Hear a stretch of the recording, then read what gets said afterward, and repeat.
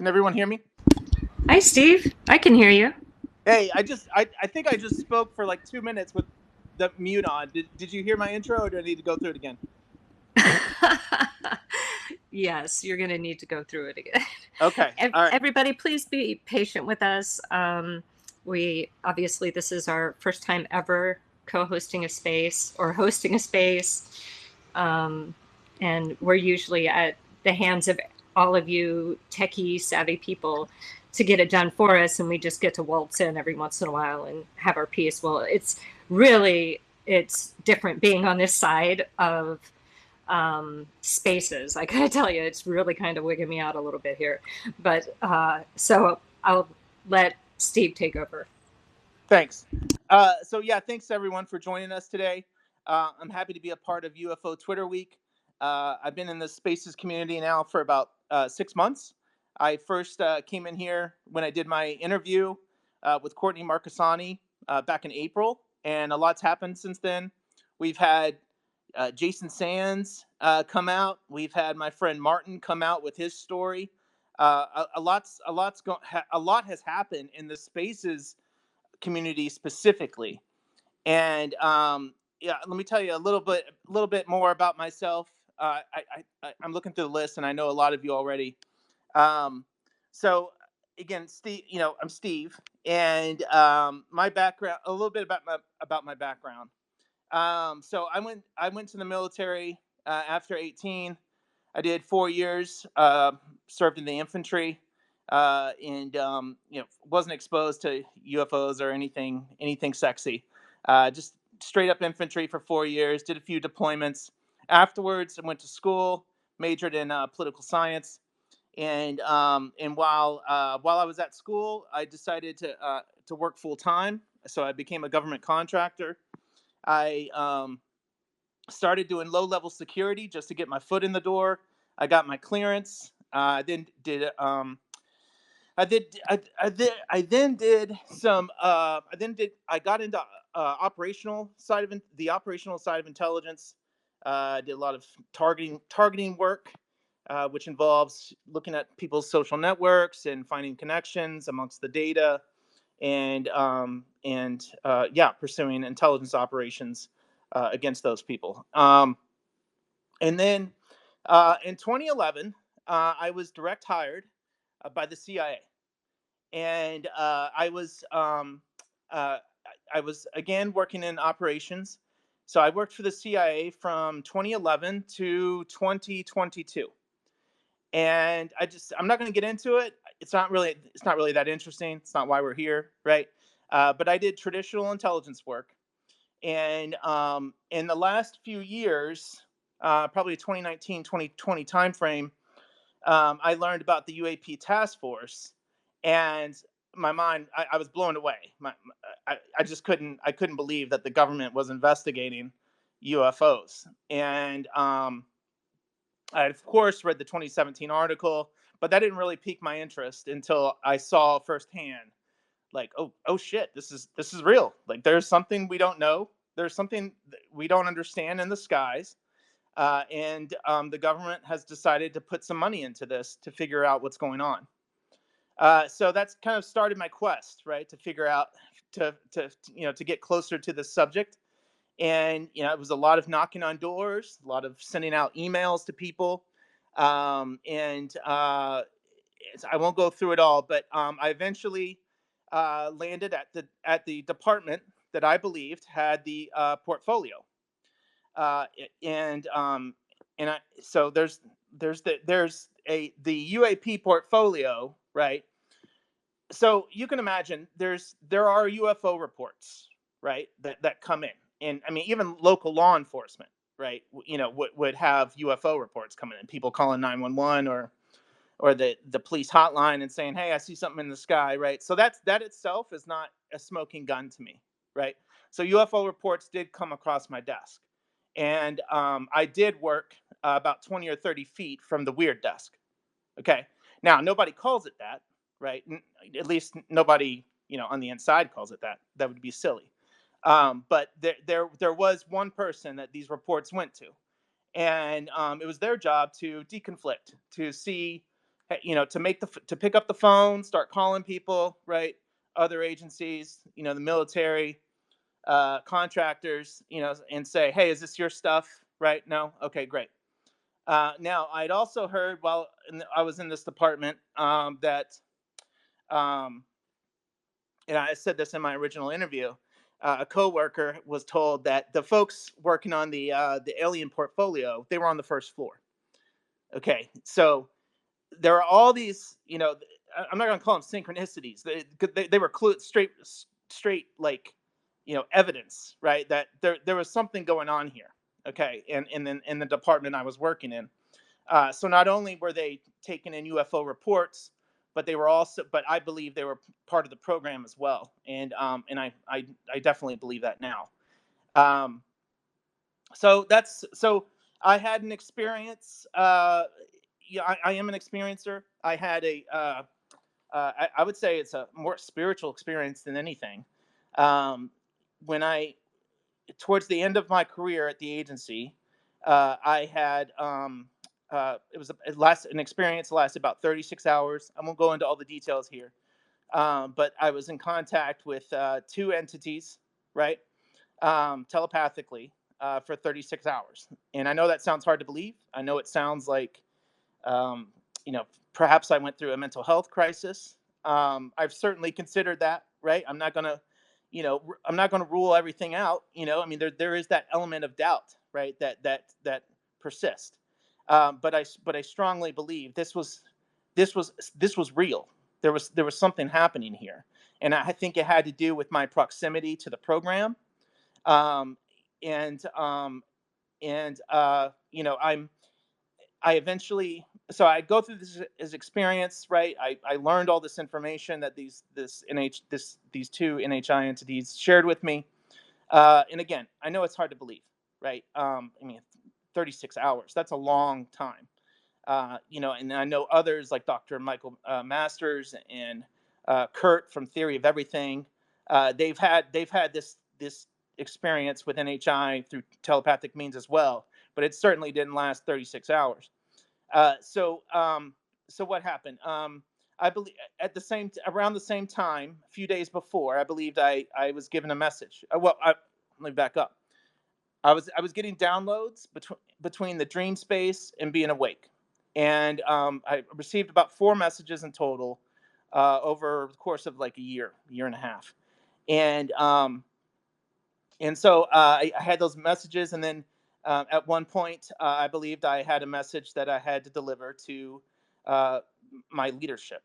Okay, and 'cause I stumbled upon what I believe to be the program name. I indirectly confirmed it with a coworker, and it was at that point, in that when I had that meeting with him at lunchtime, that I realized, like, oh shit, right? Like, I think I'm supposed to deliver this message. Okay, and so this experience, it was wild.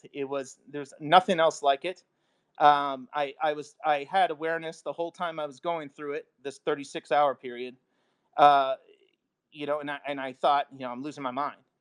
Meanwhile, these entities are talking to you, right? And not in a poltergeist way, but a very matter of fact way, even playfully. That they're telling you, they're talking to me, and they're giving me this 30,000-foot view of what's going on. Okay, and my part in it, and so since then, right, I left the agency, and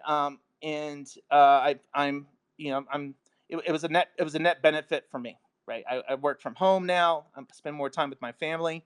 I'm able to talk in spaces. I could never have done that at the agency. Never. No one can do that. So like I said, this is a net positive for me, and I think the community, that I can share my experiences and some things that I've learned. And what makes it more real for me is that there are other experiencers that heard the same things, and some of those were not. They didn't make them public. They reached out to me directly. That said, "Hey, this part of your story, I was told the same thing." So there's something going on. There is some element of NHI that is interacting with us. Uh, and um, and yeah, Anjali, do you want to add anything? Oh, I'm sorry. I neglected to tell how we know each other. So while I was on this quest of mine, right, to figure out what was going on with UAPs and the task force, and who has the program, um, Anjali came onto the scene back in 2021, I think, and I know she was getting like hundreds of emails when she first came out, right? I can imagine, experiencers, skeptics, debunkers, like, I'm sure everyone was trying to get her attention. So I felt compelled to send her an email, and I in that email I said, "Hey, I work for the government. I didn't say who. I work for the government. I'm reaching out on my own time, right? I'm just speaking personally here. This. I'm not. I don't represent anybody, but I would love to hear your story. Let me buy you a cup of coffee sometime, because I thought she was in the D.C. area, and that started a conversation between me and Anjali, and we had about we had two Zoom meetings, 7 hours total, and I brought in some former members of the UAP task force to talk with her, and we asked her a series of questions. We got really deep into it, right? And we asked her about her experience with NHI, because at the time I didn't have any experience. It was a wild story, and so the three of us that were speaking to her, we wanted to know more. And Anjali, I think it's a good time for you to jump in. Do you want to jump in and say anything?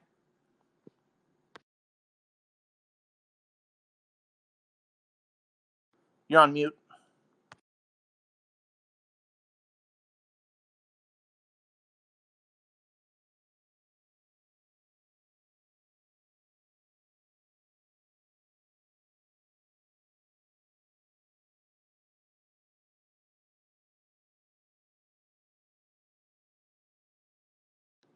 Okay, it looks like she's being recycled. I'll bring her back up. uh, let's see.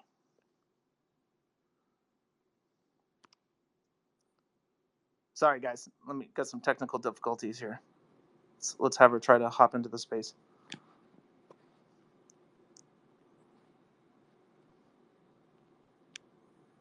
Okay. All right. Okay. Just be patient with us. Looks like she may be trying to get in. I'll see if she's contacting me here. Yeah, I can hear you fine. Ah, thank goodness. I don't know what's going on, but I'm having trouble keeping a steady connection to the space. So I apologize. What did I miss? Yeah. So I was just saying how we met.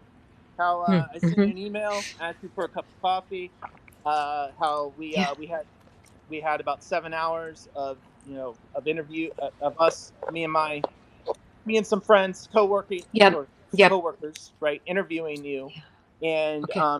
you telling us all about the beings and the nature of your contact with them. So Yes. yeah. All right. Um, so I don't really have a lead in on that. I'll say that, you and I had a pretty complicated connection from the beginning because you didn't, although you were doing everything on your own time, it was so intimately tied to your professional pursuits because those that pursuit of knowing that there was something going on, that's, the spooky action at a distance and trying to put a name to it, into experiences, recognizing, especially as an analyst and or as an intelligence officer, I should say, you're going to recognize patterns in experiencer stories, and contactees and people who are reporting UFOs. you start to see them, even if you're not necessarily trying. It's just they start to emerge, and they speak for themselves. And I think that that's what led you down this path, initially, was just already knowing that there was more than meets the eye to everything, not just the program or the portfolio, but to life itself. Like there was just more, something, what it wasn't quite complete yet. And you were searching for, I think, that complete picture, which is, I think, really interesting how that triggered in you that pursuit and getting closer on the nuts and bolts side to perhaps a UIP portfolio and some other things that you and I have talked about privately, but we've never talked publicly about them. Other things that you had thought that you had discovered, um, and that validation that there was a physical nuts and bolts side to this triggered a spiritual, like a spiritual awakening, like some would call it an initiation, some would call it an awakening, um, and we'll go back to that word awakening in a little bit, but yeah, so it's it was it was difficult to get to know you, and only because I think that even though we were so uh, directly um, candid with one another, um, that the the entire environment that we find ourselves in right now, has been, I would say, challenging to allow a public kind of relationship to emerge between you and I, because of the spiritual nature of your experience, and how there seems to be some a tie between illness, that could be putting you into an altered state of mind, that that may be touching on something that we consider intangible, but that we're discovering, even right now in emerging quantum mechanics and quantum physics. That all of the new emerging science on quantum entanglement and the nature of consciousness and plasma being conscious. Well, good golly, finally there's an effort in science and in the government to and in academia to come forward with these thoughts that experiencers have been saying for years and years and years. And that has been difficult because between you and I, Steve, I think because you have had to protect your identity in order to protect yourself and your family. Um, and so that has made it difficult, I think, to come forward and do what we're doing today. That's all I'm trying to say. I'm so sorry it took so long to go around that. Um, but I'm really happy that we're here. And, I have appreciated your friendship all these years. And, we, it, there isn't a week that goes by that we're not delving into your experiences and my experiences, and um, looking looking at looking at them, turning them over, inspecting them new, going down every rabbit hole that we can possibly find and go down, questioning everything, while we're publicly, derided as it being these, I don't know, people who are just so hard lined into something when it's It's exactly the opposite. I mean, we're still on the journey. We haven't arrived anywhere, you know? As far as I see, we're still progressing every day, and we're still trying to learn about this every day. And sometimes when we start, putting dots on our, proverbial cosmic map of what the heck is going on, things emerge that we have to stop and step back and say, okay, now we have to reassess everything. Let's look at it from this new perspective that we just learned and see now what is it that could be going on here. So, we're on a learning journey here. We're trying to figure out the nature of experiencing, what all those intersecting points that we have found mean, or could mean. Um, and we have, it's led us down every rabbit hole you can think of, down esotericism, down, biblical, Abrahamic history, and of course down the what could scientifically be going on, which really sent me down the quanta rabbit hole. You know, I Safadi would just grind me up right now if he heard me even say these words. He's so funny, so protective of uh, of of his field of study, that when people like, average people like me say something, from his field, it gets all bent out of shape. Like every time we email before we can have a good conversation, his first reply is always, um, uh, "What is your level of education in physics? How much physics have you had? I need to know before we can proceed." Yeah, It's really, yeah. you know what I'm I don't. saying? I, you know, I'm not a nuts and bolts guy. I never will be. Right. No, no, I'm more on the intuition side of things. My brain yeah. is oriented towards like intuition. Okay. And Hmm. my job, in the job that I had, I got to be very creative, right, and very Yeah. creative in terms of the type of operations I worked on and developed, right. And so I'm, like I said, not a nuts and bolts guy. In fact, I would say to the nuts and bolts people, right, like I'm in my 40s. Okay, so Yeah. I have about 50, not 50, probably like 40 years left on this earth if I'm lucky. Hmm.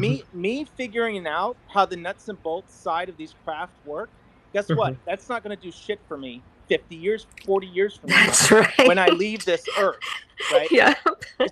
So, like I believe we are eternal, and I want to know. I'm a plans and intentions guy. Why Yeah. is NHI here?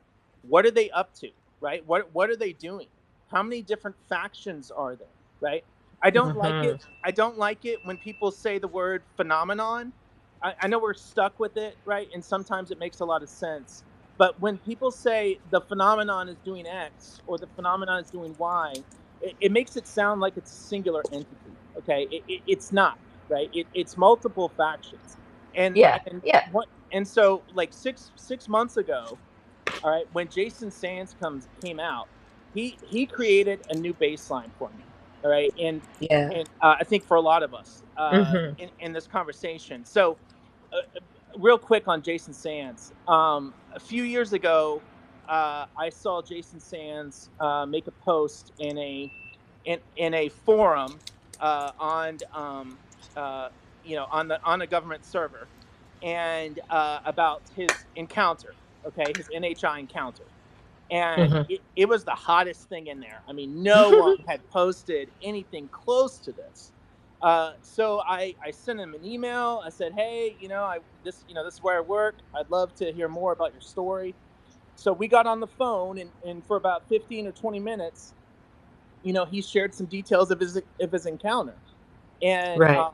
I was like, wow, this is crazy, right? And he talked about how the task force was interested in talking with him, and so he's been public with all this since. But some of the things he said, right? He said there are in in the many interviews he's done, he's confirmed a few things, and a lot of this is like no shit, Steve. Right? We've heard this before, right? But it's different when you hear someone who says they were in the program, right, and that they had encounters, right, with NHI. It's different when you hear someone who can speak with that credibility. So the fact that the NHI communicate through telepathy, all right, that's a Hmm. big deal. The fact that there are Yep. multiple NHI factions, all right, and another thing he said was the NHI, there are labs, okay, U.S. government run labs that have NHI working in them, Hmm. okay, and that this NHI was reverse engineering other NHI craft. All right. Right. So what's going What on does there? that tell you? Exactly. That Exactly. says a lot. Is there some universal law of finders keepers? Right. Are they in conflict with each other? That's, Right. yeah, exactly. You know, Exactly. and Hmm. and is there I imagine they don't figure it out in a day, right? Is there could this other NHI group's tech be like thousands or even millions of years more advanced than their own? So Hmm. there's a lot going on in that statement uh, Absolutely. that he made. Um, so yeah, so uh, like I said, this goes back to the phenomenon being singular. It's not. There's multiple factions, and also too, right? Like the experience I've had, and the experience others that others in spaces have talked about. Okay, this faction that was in communication with me, all right, they are not. They're. I mean, I'm guessing, right? Who the hell knows? But my guess is they are not the faction that is working with the U.S. government. Okay, they deeply cared about my spiritual experience. All right, and I know it's hard to believe, right? But they told me that this is what they said: Central Intelligence wizards are messing with the timeline. Okay, Hmm. and they don't like that. All right, and as you can imagine, working in the CIA, right, and being told this, having this telepathic voice telling you this, okay, it's like my immediate thought was, what the hell what am I wrapped up in, right? Like I'm in the Hmm. middle of something way bigger than me, okay, Hmm. and it sounds, so hey, hey, sorry, Anjali, you got some? Are you in your Are you I'm in your sorry. car? Okay, sorry. No, it's I'm down by the river, and Okay, live down here, and it's just construction. I'm sorry. I meant to mute. no worries. Uh, so like I said, there was this whole y- yeah, I don't know, play, right? I don't know what word you want to describe, but there's this whole thing going on that I feel like I'm caught in the middle of. All right. And meanwhile, like 2 weeks before my experience, I'm told about a project that they want to bring me into. Okay, and I'm not going to go into the project. I'm not going to say anything in this space that's going to get me in trouble. Okay, but this project, I could, right, theoretically see, a an angle, right, that led to the program, right, with this one project, and they wanted me to be a part of it. And I heard my boss in his office behind me say oh, I overheard him. Right, he wasn't talking to me; he was talking to someone else. But I overheard him the day before he assigned me that project. He said, "Well, he's going to have to agree to all this, right? The polygraph, the military, the whole thing, right?" And so I'm still racking my brain trying to figure out what did he mean by that, right? He was obviously talking about me, because the next day he talks to me about this project. He says, "Hey, we were going to get you read in, but it seems like we won't have to do that. We can kind of bifurcate this project, and you don't have to worry about all that other stuff, right?" And so when he said the polygraph, oh, he's going to have to agree to all this, agree to this. Okay, that's interesting choice of words there. In the polygraph, and no big deal. I take polygraphs every few years, right?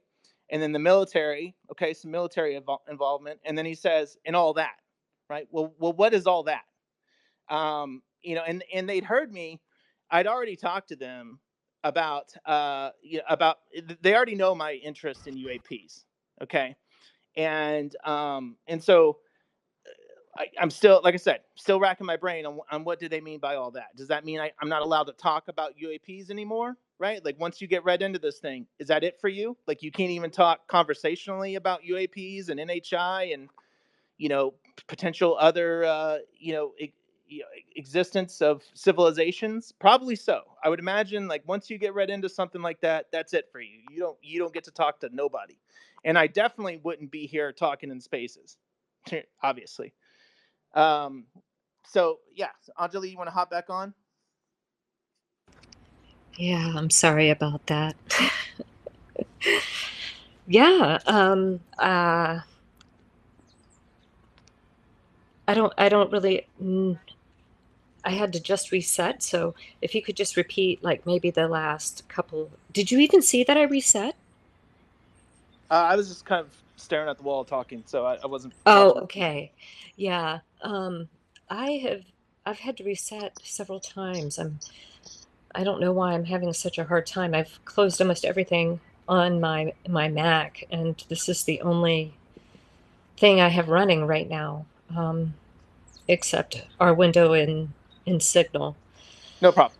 So So anyway, so yeah, what was the yeah, last couple of so things? Yeah, so like that's the last I'll talk about my kind of experience, right, in the agency looking for the sure. answers, right? um Yeah, I don't, that's yeah, the NHI that has contacted me and that has contacted others, right? I think there are some the answers that I'm looking for now, they would never have been found, right? In this yeah. in this That's program. right. Okay. That's right. I mean, this has to do with I think the soul, right, and where it Hmm. goes next, and making sure you're prepared for whatever this transition is. And they the so since I've come out, I have I've been in contact with probably about a dozen people. Okay, and there is, I'm telling you that there is some connection to the Greek gods, the Norse gods, Egyptian gods, right? There's something going on there that this group of about a dozen people, right? They're raising their consciousness, and they are actively trying to grow spiritually. And it seems like these old gods, they're somehow, they plan to return, right? Or and this is the part that I spend so much time thinking about, right? Like what does this mean? Are these people that are being shown or told that they have a connection to these old gods? Are these some archetypes, right? Like, are these personality models that are created, that were created by these old gods for us to emulate? Right, um right, I doubt, let's put it this way, I doubt it's as simple as an extreme as a literal reincarnation. But I also think it's more complicated than just, oh, you have the archetype of Hermes, right? right, Or right. Athena, right? I think Yes, so somewhere between a basic archetype and then a reincarnation, somewhere in between those is the answer. And I think they are they are slowly, gradually giving us these answers for us to discover on our own. No one, absolutely. and like Jim Semivan said, these NHI, they don't sit you down at the kitchen table and pull up a PowerPoint and show you, all right, we got a slide deck here of about 20 slides. We're going to Right, walk you through what's going on, Steve. And by the end of this, you'll have it all figured out. That's not how this works. agreed. Oh my gosh. Well, I think that I think we've had this conversation before, you and I privately. Um, and this is where I I'm going to say this is where I'm logically landing, and then everything that I'm about to say is going to sound crazy. So everybody just hold on to your hat here. Um, my understanding, take it for what it's worth. Take what you like that I say, leave absolutely everything that you don't like, just let it go, leave it behind. Um, I'm not asking for anyone to say, do, think, believe anything differently. I'm just going to tell you that it's my understanding from the beings that I am in contact with through Steve still says telepathy, and it's like a thorn in my finger every time he says it. Um, but it might actually be more accurate. But I'll come back to that. Remind me, Steve, if I don't. Um, but Okay. uh, I like to call it conscious communication because it is a form of communication, whereas telepathy is like a microphone. The microphone doesn't talk back to you. Um, you talk to the microphone, and it receives the information. That's how it feels, or because the microphone is there to pick it up.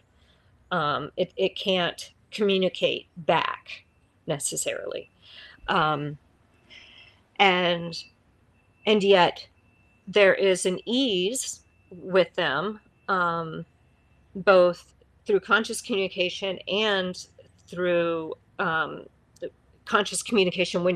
What I mean is remote conscious communication via what I think scientifically we're going to find out is some sort of quantum entanglement, um, versus being in a, a physical space with them, in a time, space, physical matter situation where you're also communicating via conscious communication at the same time.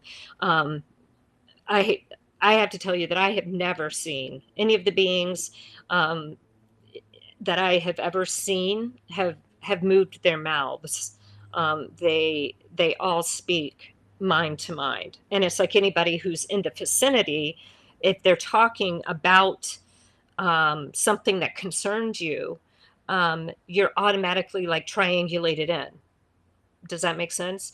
And so then you can observe another conversation between other people because it's like captured somehow, like a part of your a quantum string, I guess, maybe.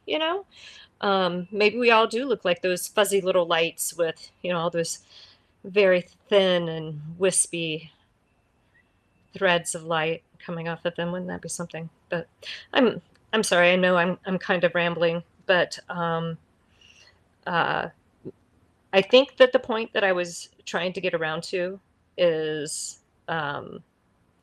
that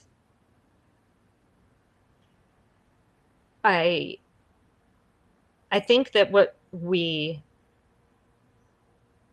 might be dealing with is, and you tell me what you think about this, Steve. Okay, is a cohabitation situation, um, where we have somehow, and I don't know if it could be because of actually the where we are the in space right now, how we're all moving, and so we're moving through a specific area right now that could be putting us more in proximity to certain types of maybe even advanced technology for all we know. Um, there are so many people who are having experiences that are afraid to come forward because of the ridicule and harassment that a lot of experiencers endure, and it threatens their careers. It threatens their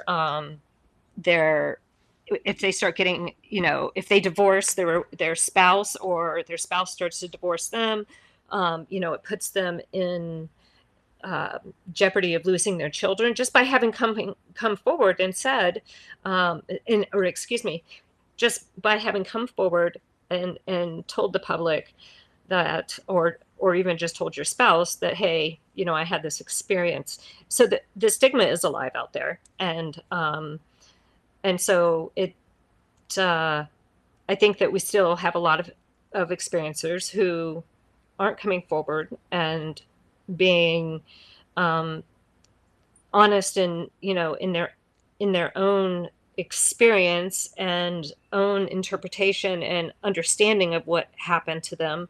um, they're holding back, and we just need them to come forward, and y- we will create those safe spaces if we when we know that that you will come. We're creating those safe spaces right now.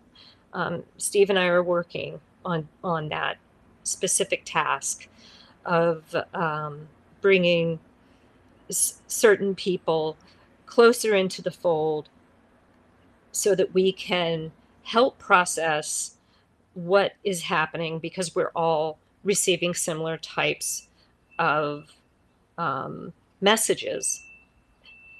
Can you still hear me?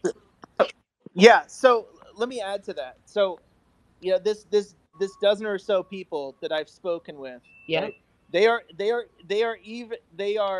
this with this old God's Yep. connection. They are either speaking out now publicly because they feel compelled to speak. There is a call to action there, There right? absolutely is. And and they gain nothing from this, right? Like I gain nothing from this. I Right. feel like I am compelled to tell my story, right? I'm not about to sell a book or whatnot, Right. and I don't have any no issues for people that are, but me personally, I'm not doing that. I won't ever do that, and I'm not going to profit from this because I don't feel like that's what I'm supposed to do. Right. Plus, I'm lucky enough I have a regular job, right, that pays the bills. Yeah. But so my point is, people are coming, are being called. There's a call to action here, okay? Yes. And this So NHI who's that they are in calling? contact with, exactly. So let me.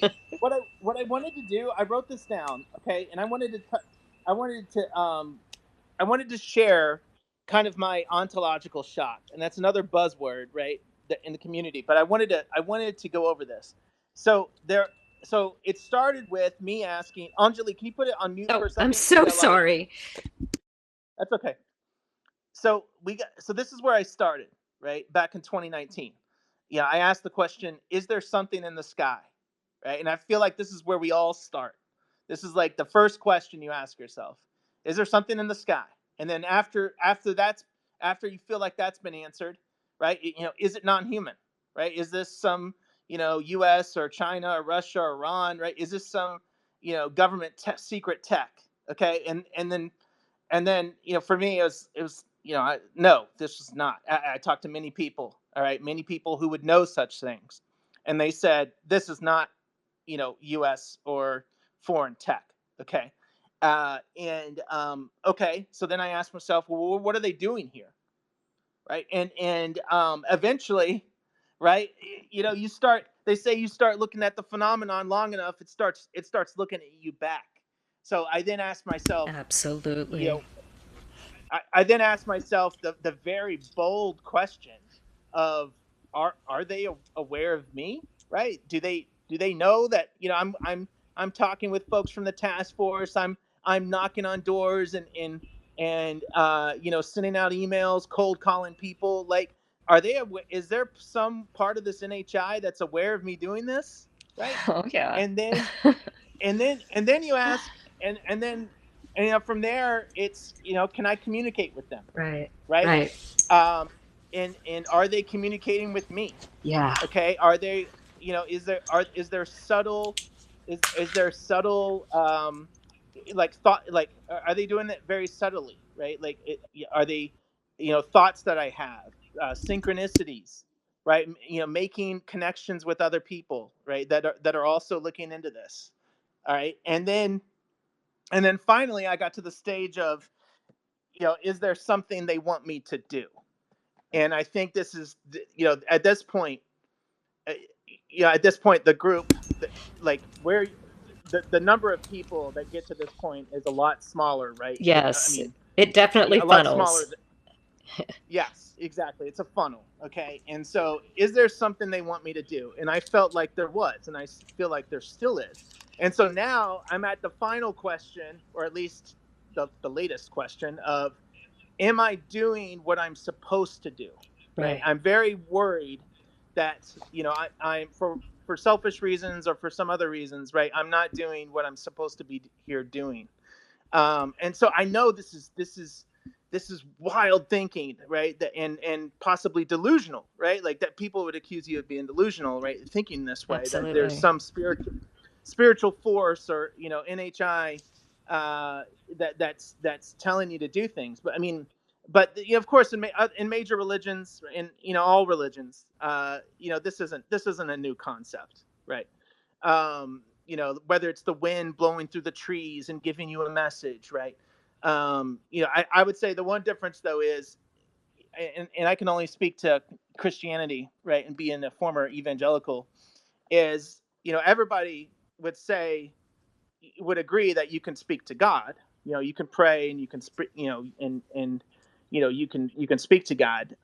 I think the problem When is God when speaks God back, starts when God speaks back, you're right? That's screwed. that's where the problem is. That's where the pastor, the youth minister, that's where they say, you know what, Steve, I think you're putting too much of yourself into this. You need to moderate a little bit. You need to back off, Yeah, right? it's almost like they think their own God is dead, Like nobody Yeah, else can ever yeah. hear from him again. Like, oh, well, I thought he resurrected. What's the holdup? You know? Yeah, yeah, yeah, right. So when you have visions, this is taboo, right? Right, When you have exactly. visions or dreams, where spiritual beings are talking to you, that's no, that's not acceptable. Okay. Absolutely. At least in Christianity that I'm familiar with, right? So anyway, so those are the list of questions. That's how I got to where I am. I started with, is there something in the sky, and ended up with, am I doing what I'm supposed to do?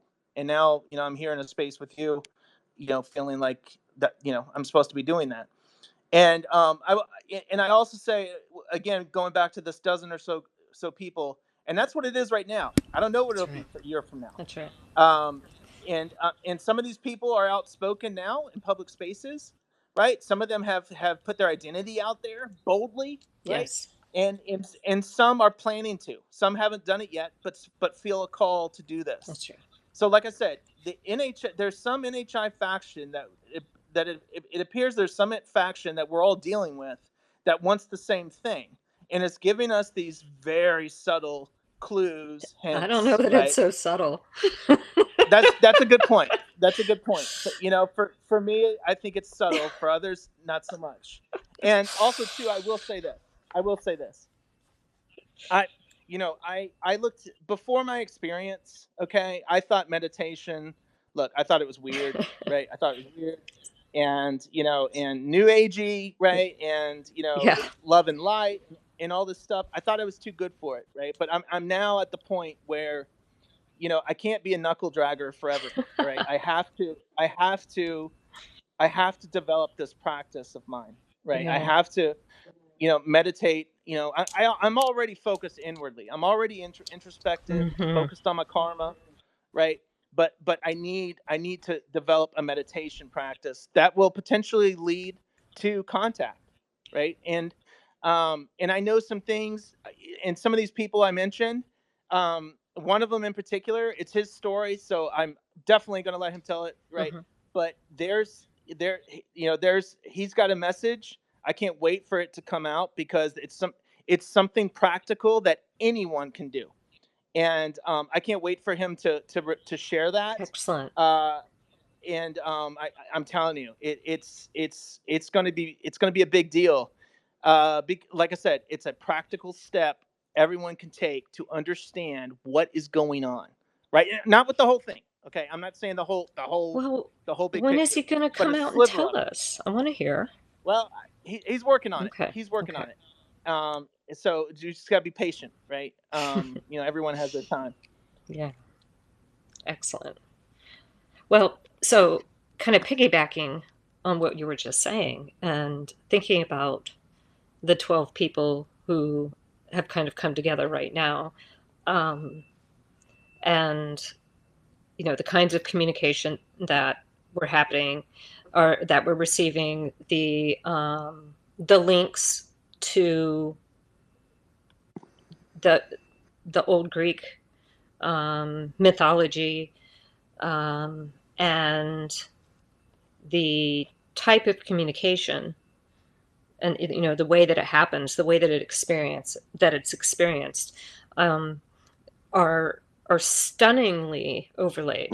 It's just been remarkable, and I think that we can learn a lot from that. And one of the things, and I know this is probably going to upset you a little bit, Steve, but I'm going to say it anyway because you know what I'm about to say here is that one thing that we haven't been able to roll out, and I don't know that we will ever be able to because we are at the disadvantage, is we haven't been able to rule out whether or not what we're experiencing is the result of advanced technology that is being used um, on humanity. Okay, um, and we can't rule that out, and we will only be able to rule that out if we get disclosure. And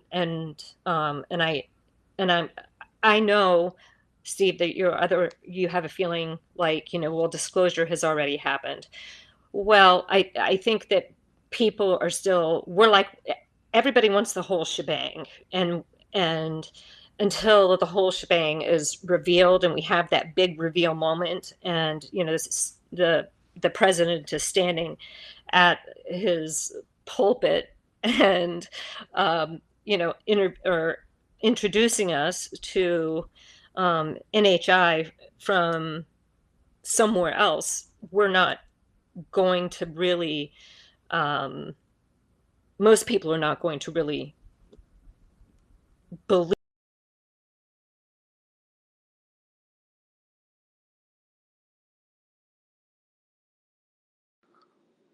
Anjali, you cut out for me. I don't know if it's just me.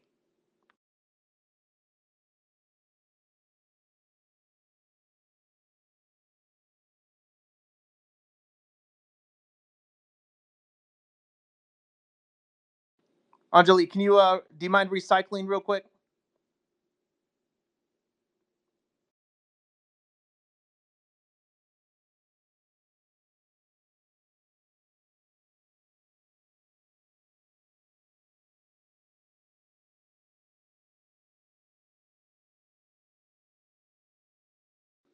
Can someone give me a thumbs up if you can hear her?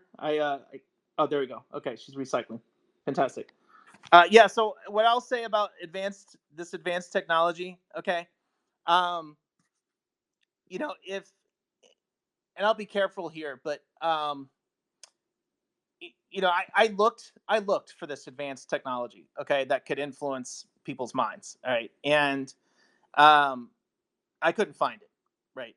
And that doesn't mean it doesn't exist, but I couldn't find it.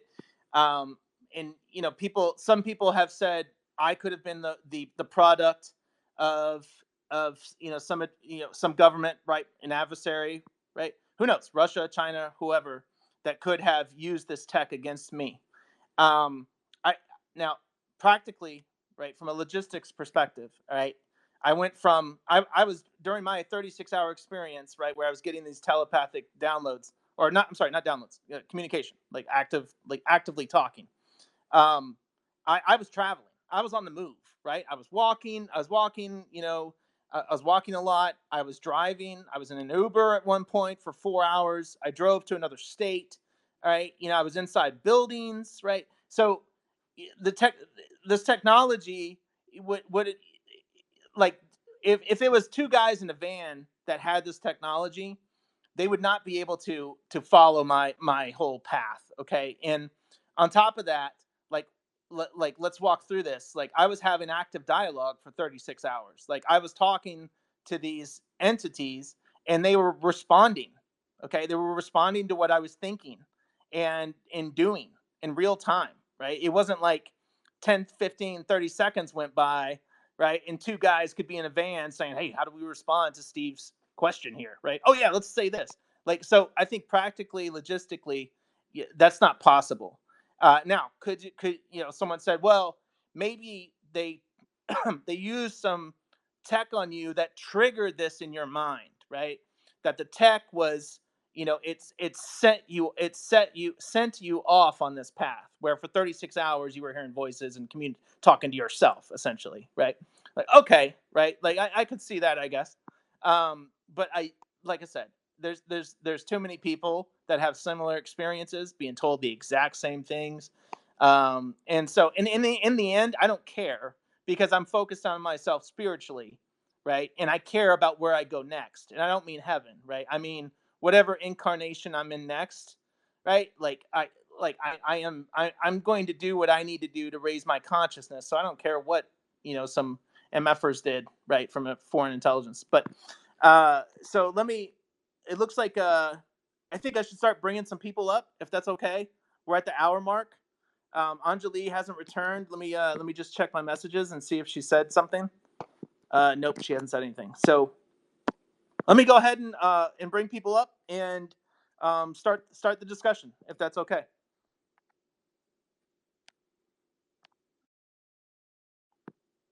Hey, Sunshine, how you doing? Having a day. How are you? Hey, I'm doing great. Thanks for being here today. Yeah, it's all right. It sounds like you had quite the experience, but there's a whole lot more to this than they've let you know, sweetie. We live in a world of and, not or. It's not it's not aliens versus demons and all that. It's and. It's just what we call them. Yeah. Yeah. So it goes a whole lot farther. And as for the whole alien, working with the humanity thing, it goes back before Greece. You need to go all the way back to the Anunnaki, and that's pretty much where I found the start in art history. But it goes back before then. We're just trying to piece together the accurate history that has been hidden from us. Well, let me ask you this: where do you think this is going? What do they like? Are they trying to wake people up at an individual level, right? Just for their own spiritual growth, or do you think there's something bigger at play, like a bigger story that's happening, right? Where events need to take place Yeah. in order for some outcome. Well, here's the thing about duality is we live in the 3D world, which means that everything is duality, but the reality of the greater universe is non-duality. So that's duality within a single. So the answer to that would be yes, both, all of it. Okay. Christopher, you had your hand up. You want to go ahead? Hey, thanks so much. This is just an incredible space, and it's really great to hear you guys leading the discussion, talking to each other. I've listened in on you guys before, and it's just I'm thrilled with how you're driving the conversation and the questions you're asking, which are a lot of the same questions I have. So, man, I could ask a bunch of different things. Hopefully, get some turns, but I'll just start with you mentioned you've got some other people from the inside who have reached out to you privately, who confirmed some of the things you received in your messages. And I wondered the message you received from NHI. I wondered if you could just review what the four messages were and which ones you got confirmation that other people were hearing the same thing, or what kind of confirmation that was. Absolutely, absolutely. Okay, so uh, let me start with the 30. Let me give the highlights of what I learned in the 36-hour space. Okay, that 36 hours of telepathic contact. All right, they told me there are two factions, right? And I don't mean exclusively, just that there are two factions that are in conflict with each other. Okay, and one of those factions has been asleep, and they've been asleep for a few thousand years. And it sounded like to me, and it's hard, it's been a few years, so I can't quote verbatim, right? But I definitely remember the highlights, right? The 20,000 foot view of what they were saying. So they were asleep. And what I take that to mean is they got their asses kicked. Okay. They got their asses kicked and they got stuck in this human reincarnation cycle. All right. And that's my, I guess that part is my, that part is my extrapolation. All right. But they did tell me they got to sleep. And I asked them, I'm like, why did you, because there was one point where, I know sounds crazy, right? But all of it sounds crazy, but there was one point where they said, um, they said this other malevolent NHI, right? This other faction was looking for me. Okay. And that they need, this entity, right, who went by the name Malachi. He said a prayer, right, that, and he said, God's veil of protection is thin but effective. And I remember asking him something like, how can I, hide from, I was scared, right? I was like, oh shit, like, he said they are actively looking for you, and I don't mean the astral realm, I mean like physically, right? They're like physically looking for you. God's veil of protection will hide you. And I asked him, like, do we ever fight? Do we ever fight back? And he said, no, we are like the deer, right? We don't fight. We run away and we never get caught. And it was at that point where I said, kind of a smart ass way, like, yeah, but what happened to you guys a few thousand years ago? Right? And they said, you know, they said, oh, we don't talk about that, right? So it seemed like it was kind of, I know it sounds kind of playful, the communication, and it was, but that sounded like a sore spot that they I guess didn't want to tell me, they didn't want to get into, right? Maybe it wasn't my right to know, I don't know, but it sounds like that, like I said, they got their asses kicked and now they've been asleep, which I interpret as being stuck in the reincarnation cycle, and now they're being found and awakened.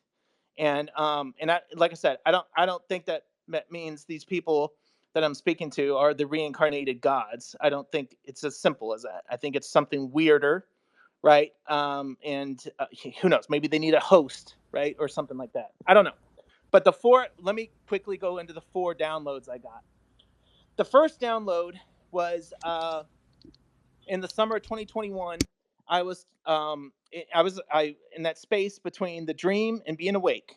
I saw a visualization of text. Okay, and I can't quote it verbatim, but it was essentially uh, the reptilians, right? Apparently they exist. I don't know, but the reptilians are using portals in Indian Springs, Nevada, and Charlie Springs, Nevada. And I, I got that information.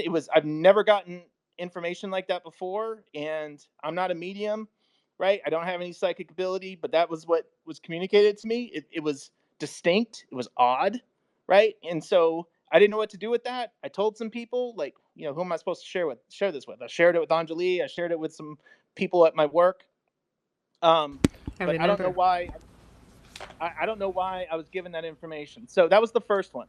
The second one was was way more. Uh, there was a lot more going on. The second one, um, I it was the second one was this: quantum communications access the Akashic records. Okay, or I'm sorry. Let me back up. Quantum computing. Quantum computing Mhm. accesses the Akashic records. Tell Jack and Diane. Yep.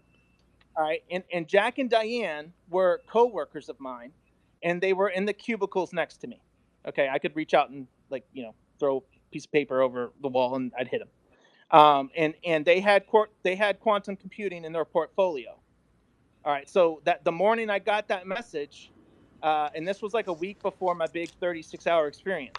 So the morning I got that message, it was like 9 a.m. Right? I log on and I sent her an instant message and I said, "Hey, you're not gonna believe this, but I feel like I'm supposed to tell you something."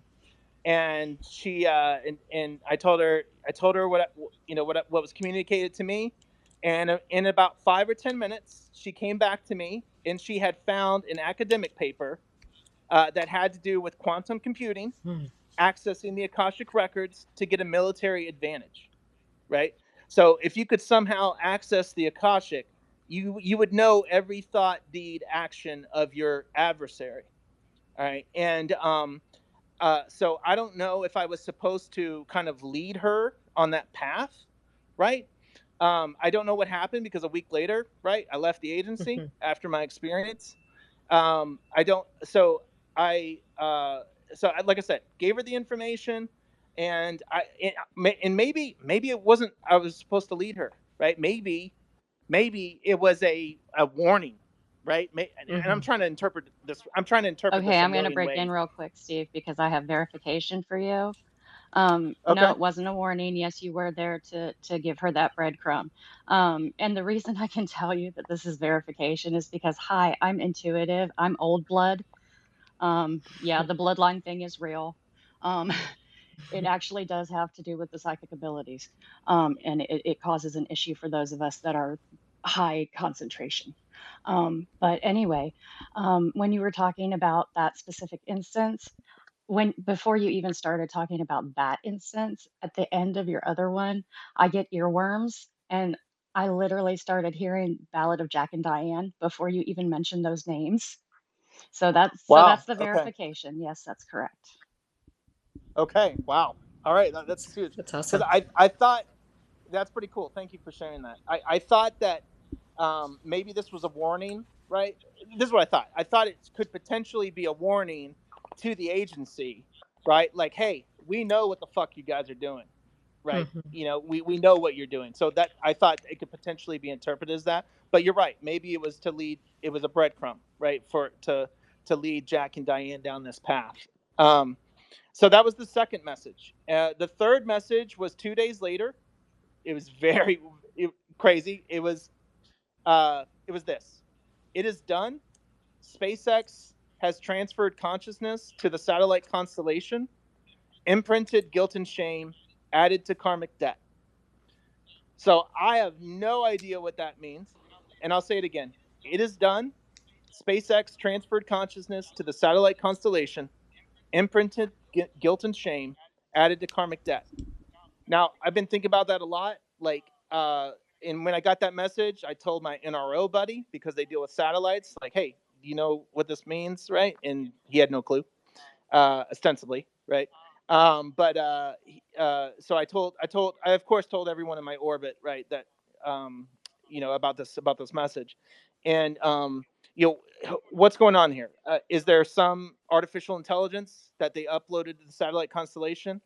Right? Maybe they imprinted guilt and shame added to the karmic debt so that the AI couldn't leave the Earth, right? It couldn't go explore the stars, right? I don't know. I don't know. I'm just throwing stuff at the wall, right? Or maybe it has to do with Neuralink, okay? And somehow our consciousness would be uploaded to these satellites, right? The Maybe constellation is the Pleiades, okay, and that's if you follow that theory, that with the Pleiades, they're technically our souls are Pleiadian, which is a group of different races from that constellation. And so basically the thought process is that source created the universe and the Pleiadians are a group of alien races that found Earth a long time ago. And they basically use Earth as a nursery for the souls of their children to learn and grow and develop and experiment. And eventually we ascend past this dimension, in which case we can leave Earth. That's the thought process. But when you say constellation, it instantly goes to Pleiades with me. okay. Well, thank you. So that is in Christophorus. This is one of the messages. This is one of the downloads that someone else had told me they had received. And when they I'm told me sorry. that, They received the constellation, that whole thing. yeah, SpaceX transferred consciousness to the satellite constellation. They told me they received this exact message, and this is about 6 months ago when I went public with it. they wanted me to not say anything because they wanted to see who else had gotten this message, right? But I think it's been 6 months, right? So I can go ahead and say it. But yeah, this was and they got this message a while ago, years ago, right? So I don't know what it means, right? I don't know why. I don't know what I'm supposed to do with this, right? Other than share it with people on Spaces, right? So, and the fourth message I received was assist higher. It was probably 3 weeks after my experience, and this is the last like download I've gotten. And again, this was in 2022, and it said. It was simple. It was assist higher self in the transfer of consciousness. At the time, I thought, oh, like I'm supposed to like, channel this being right now, right, and maybe transfer my consciousness to or his consciousness to mine, or something weird like that. But I think it was more long term, right? Like assist higher self in the transfer of consciousness. Like prepare myself, my consciousness now for whatever's next, right after this incarnation. The ascension. Yes. There you go. Thank you. Did you get okay? Can I add one to your list that I remember from your story, which I perceived to be an equally powerful revelation, which was when Malachi told you something about Central Intelligence wizards Yeah. messing with the timeline. Yeah. Would you count that in the list potentially, or that's just something you? I mean, and then did anyone else confirm any of the other four? Yeah. So the only one person has confirmed. So I'm sorry. I want to separate. There's the four downloads I got, right, in like that dream space, and then there is the 30, what I was told in that 36-hour space. Okay. So yeah, one of those downloads, the SpaceX one, transferring consciousness to the satellite constellation, that was confirmed by someone else. And so as far as what I was told in my 36-hour experience, um, Central Intelligence wizards messing with the timeline. I haven't gotten any confirmation of that, right? Or that there's two factions. I was also shown in my experience that a U.S. Congresswoman, okay, she had Aphrodite. Aphrodite was awakening inside of her, and she was having a hard time with this. Okay, but after this, and I haven't mentioned it today, but there was this veil, right? And I know that term gets thrown around a lot. This veil that was going to drop, and when that veil dropped, all right, we would see NHI walking amongst us, right? Like we would see them. We would visibly see them with our own eyes. And it was this U.S. Congresswoman at that point. She would tell the world what was going on. Okay, and that's what was shown to me was this U.S. Congresswoman. She would go, she would make a big speech, and tell everyone what's going on. And I don't know if she would be channeling Aphrodite to do that, but this plays back into this two factions at war with each other, right? This malevolent NHI that's walking amongst us. These Greek gods returning, right? They were defeated at one time. Now they're coming back. So it was that 36 hours. It was such a tight knit. And I'm sorry, Anjali, I'm hogging this mic here, but No, you're there were good. You're good.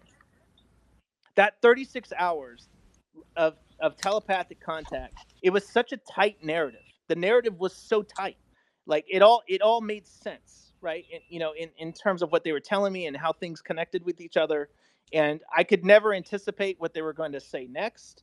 And so it was just a wild experience, and hopefully I captured what they shared with me accurately. Thanks, man. That was an awesome summary, and I think it's just really important for everyone to kind of know the basic story and the NHI revelations, and then what has been, heard in multiple experiencers. So, thank you for doing that excellent synopsis. Yeah, and that U.S. Congresswoman, I'm not going to identify her. I know who she is, right? I know her personally. I should say professionally. I know her professionally. There was absolutely a chance that she could have been read into certain parts of this program at one time in her career. I'm curious if Lou, when he's going to DC to do his briefs, I'm curious if she's a part of those briefings. So no one else has confirmed this for me that she's in the know. But I am watching her closely. I'm not going to say her name because I don't want all this harassment towards her or whatnot. Uh, so we'll see, right? I'm watching closely, like what moves she makes. She hasn't spoken out about UAPs, so she would be a total dark horse in this, right? Like if she said something about UAPs, I mean my attention's going to be turned to her instantly because I mean that it looks like things are moving in that direction. I have a guess I could send you if I were able to direct message you. Sure, that's fine. I think we should let Fringe.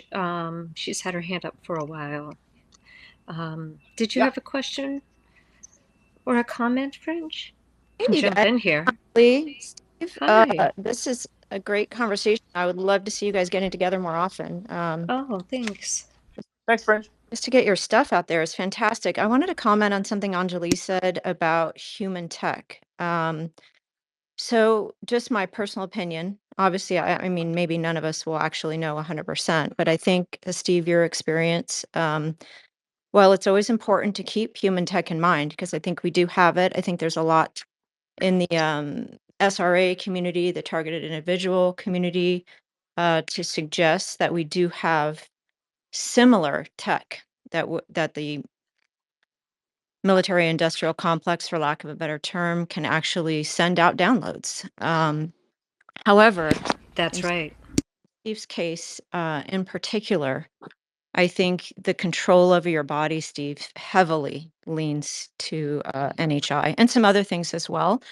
But I just love to hear your comment, Anjali, just to keep that in mind as even a possibility, because obviously what could happen is you could have a series of legitimate NHI contact and then have some manipulation by covert human contact and make you think, oh, it's all NHI, and now they've snuck their little thing in.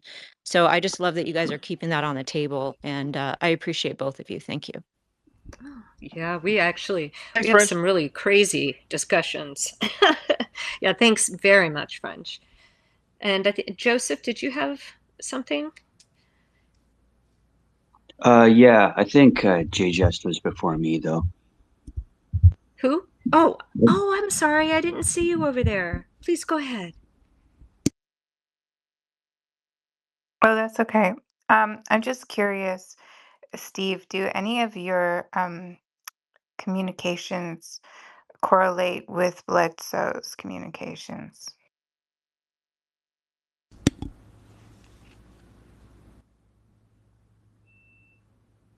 Go ahead, Steve. I see her. Is she muted? Oh, did you not hear? I didn't hear her. I think Could you repeat that? I think she was asking, just in case she can't hear you, that are any of your communications overlapping with communications that Bledsoe has? So she was just wondering if there was a connection to anything there for you. Yeah, I got a sense of the divine feminine, right? One of the entities that was in contact with me went by Mother Gaia, and listen. I feel compelled, right? I feel compelled to just throw it out there, okay? Um, and I'm not saying, I want to be very careful about what I'm saying here, and what I believe, right? There was at one point in my experience where I was going through all this stuff, right? Where they told me to go heal a man, right? I mean, I won't get out. I won't take over this space here and just go into all the details. But there was a point where they said, uh, man, I'm a little anxious to even put it out there because I know what the backlash is going to be. You don't have But to. there was no. I'm going to. I Okay, need to. okay. I need to. I'm talking about these old gods and Yeah, stuff. yeah. So at one point in this dialogue with this entity, Mother Gaia, okay, she told me I was Thor. All right. And so when she said that, I immediately thought, I don't even like that character, right? Like I don't think he's that interesting. Like Chris Hemsworth did a great job playing him in the Marvel movies, but I'm not I don't resonate with that, right? And they said you're Thor because of your strength. And again, Ooh, I a don't know what that symbolic means. Thor. It's the strength of your Yeah. So nature. They speak in Gen yeah, and X. They do the same thing that I do. If you look through my profile, I put on avatars that are the characters of our time to establish who I am to in a communication with people because it's just a quick way to relay a lot of data. It sounds Mm. like that's exactly what she was doing. Oh, oh so my God, I'm so sorry. all right. So when she told me this, um, and I'm not going to get all into it, right? But I didn't understand it, right? I certainly didn't feel like I was, I had I could swing a hammer, and fly in a chariot with two goats, right? Like I don't think that's what it was about. I didn't feel strong, right? I didn't feel like I could perform miracles. So I don't know what that meant. I've since spoken with Matthew Roberts, who is an experiencer and wrote a book on UAPs and his experience, and he believes it has something to do with archetypes. And like I said, maybe our personalities are tied to some of these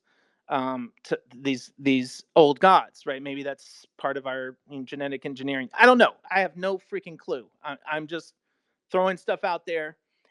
But I know, and these dozen other people that I've spoken to, they have been told the same thing, told or shown. And so like I said, something's going on here, and I don't understand it. It looks like they are going to return at some point. They're talking to people. They're having us come forward and share this information. It doesn't seem like it's related to the grays and these gray abductions and reptilian abductions. It doesn't seem like it's related to that at all. It seems like it's completely separate, like from a non-interventionist kind of faction that won't violate free will, and that the folks that are going through this have kind of embraced it, right, or allowed it to happen, in search for answers.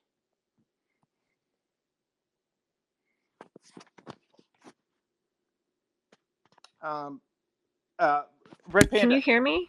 Oh what's my up? God. Yeah, I can hear you now. I'm sorry. Just go ahead, Red Panda. My mistake. I think Christopher was before me. I see their hand is still up. Okay, No, no, thanks. no, I'm not. And actually, Joseph, I don't know if he wanted to speak. We called on him and he deferred earlier. Okay, well, Joseph. Sure. Okay, I'll go ahead. Man, there's a lot of components you're bringing up here.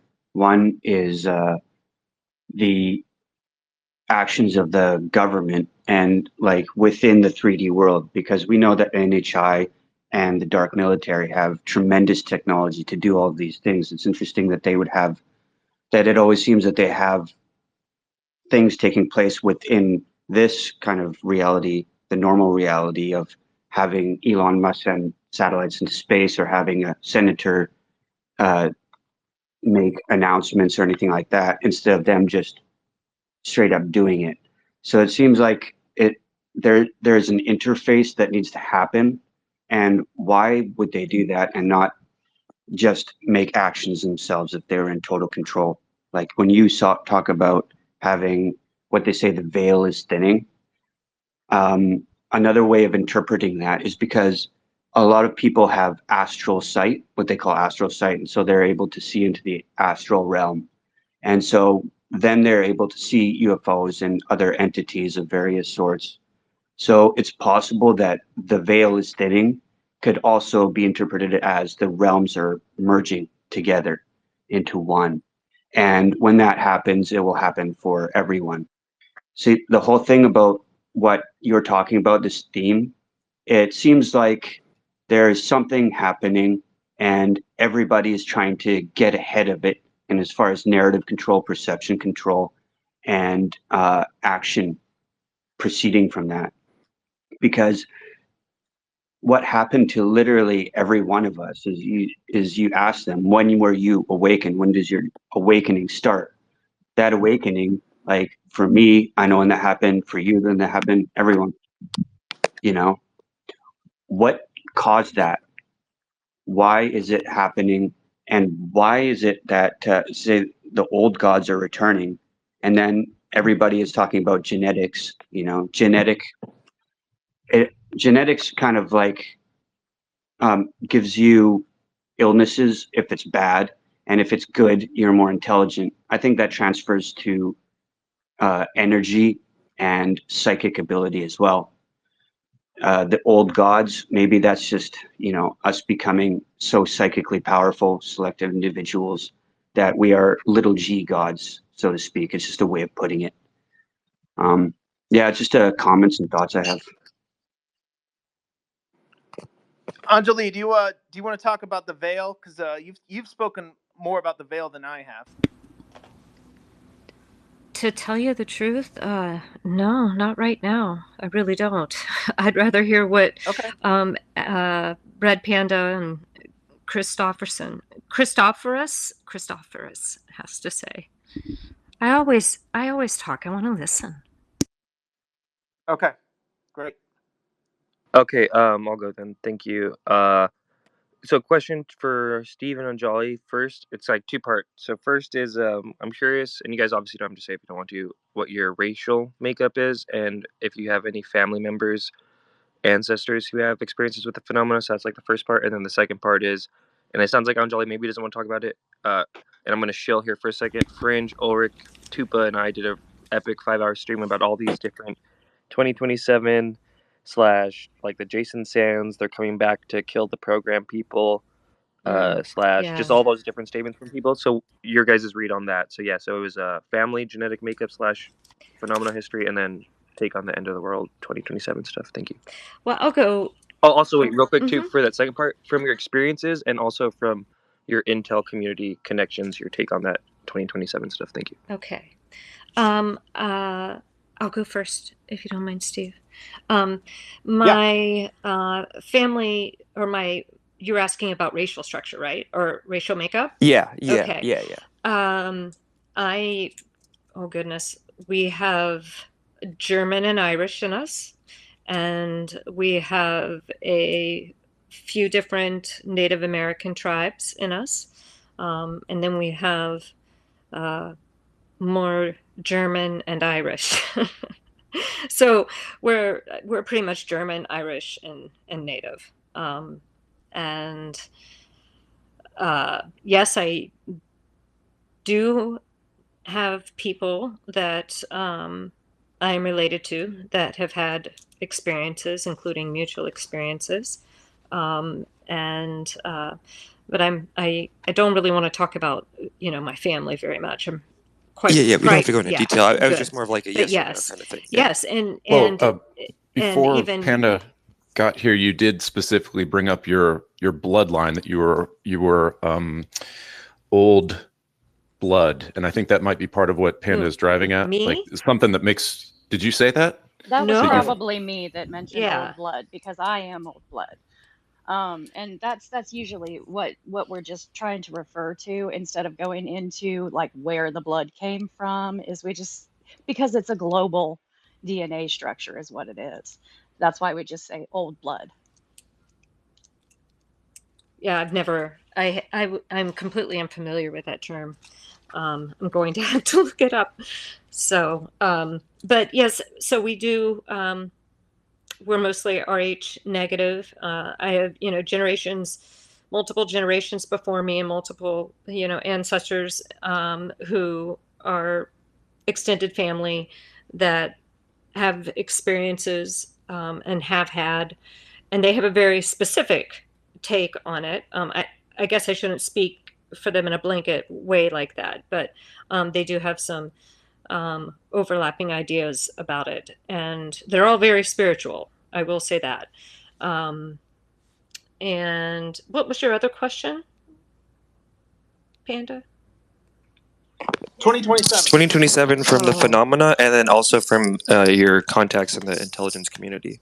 Okay, so as far as 2027, why don't we come back just to as like a broad 2027? topic too, Yeah. by the way, not like a hard date, but just there's a lot of different people kind of saying like invasion, end of the world 2027 to 2030, the program people are going to get all the stuff taken back from them. Just that whole general thing, not any specific. I don't remember exactly when I first received my 2027 message, but I believe it was, it's been 2.5 years ago now, I believe. It was like early 2022,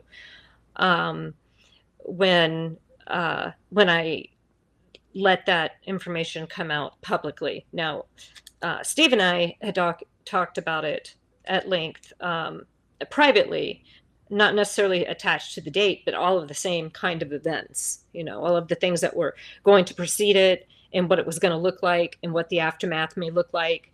And it was like this, it's almost like a set of probabilities. Like, these are the most probable ways that this is going to go, rather than it's going to be exactly like this. Like, it's going to be like this mix of these things. And in this kind of situation.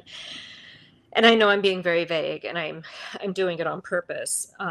But when I came out with the 2027 prediction in early 2022, it was not well received. And I can't say that I would be the first person to have come out with that. I think that there's been so much material that's been written in the past, and so many people who have had messages that had dates and times attached to them. And those days on the calendar have, long gone, and we're trying to understand as experiencers, especially when we're sharing those messages publicly. We're trying to understand why that happens and what that means. And I guess I don't need to go down that road, but what I think 2027 may be is, I think that it may be when the lights go out. Meaning, I have visions of exactly what it's going to look like and what will happen afterwards. They have shown me, it's almost like I'm looking at video of how humans are going to react when we lose the grids and they don't come back on. And so that has, part of that process is, how do I, really share that publicly and be responsible about sharing it. Can you guys hear me okay? Am I frozen? Yeah, we can hear you fine. just fine. Keep going. Oh, okay, great. But essentially, we're going to have some event, and I believe it will be in 2027 specifically, that will lead to a global blackout. And that starts to create some serious problems very quickly. And then I don't know how long, but I feel like there is an amount of time that is still within my lifetime that passes by before we experience the solar, or I should say the cosmic event that finally ripples to us, that will essentially trigger what the beings that I communicate with have called, like, the end of the cycle, the reset, the beginning of the new experiment, the next world building, and that it also will signify that shift from the divine. It's almost like a divine, from shifting from like a divine child, like the mother and the father raise the child, and they each have their own, like, time. Okay, is how, like, their own opportunity to do it. So, like, the mother builds a world, she's the divine feminine. The father builds the world, he's the divine masculine. And each one of those represents like a time, like an era you know, of human consciousness growth and development, and then it moves into the era of the child, which is the fruit of the labor. It's what the mother set, and then the father set, and then the child grows, and we're coming up to the end of that growth of that child. And so that's one of the reasons that we're having like this upheaval in the world is because of the way the child has been raised. It's like um Yes, ma'am. the the child didn't have a complete healthy family anymore. The divine feminine was smothered, brutality was released, and the divine child suffered. And now the divine child is grown up, and it's having a conscious temper tantrum that is collectively drawing us all into it, like this, it's like this magnet. It pulls our energy away from center and away from the resonance that we're trying to maintain. So we're creating like this living conscious thing that's we're kind of losing. We're starting to kind of lose track of it and grip on it, and it's taking on this energy of its own now. And I know that sounds like a bunch of new age hoopla, but no, I'm actually spouting some of the oldest things that we know in recorded history. This is not new information. This is ancient information that Hmm. is just now being brought back into the consciousness of man because it has been buried for so long, because it buried the divine feminine. Well, Yes, so ma'am. the child has to have its temper tantrum, and then we will enter into the divine feminine and the return of that sort of presence of consciousness as we raise the next generation that goes out to create its own world. So that's how consciousness goes on and on and on. And this is the kind of conversation that I have with the beings. So I And it's hope. the return of balance.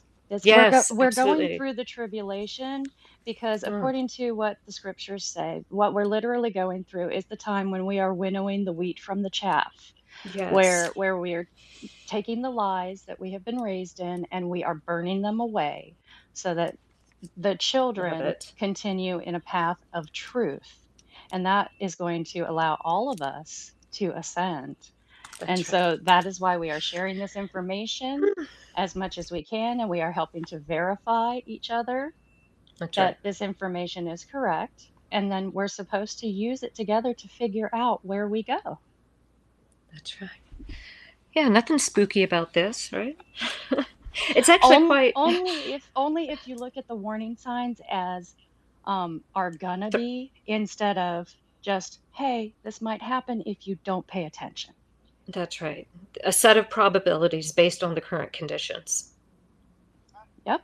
Let me say something. There is a part of this that is spooky and very uncomfortable. Okay, and that it is that this there is a malevolent NHI group that is walking amongst us.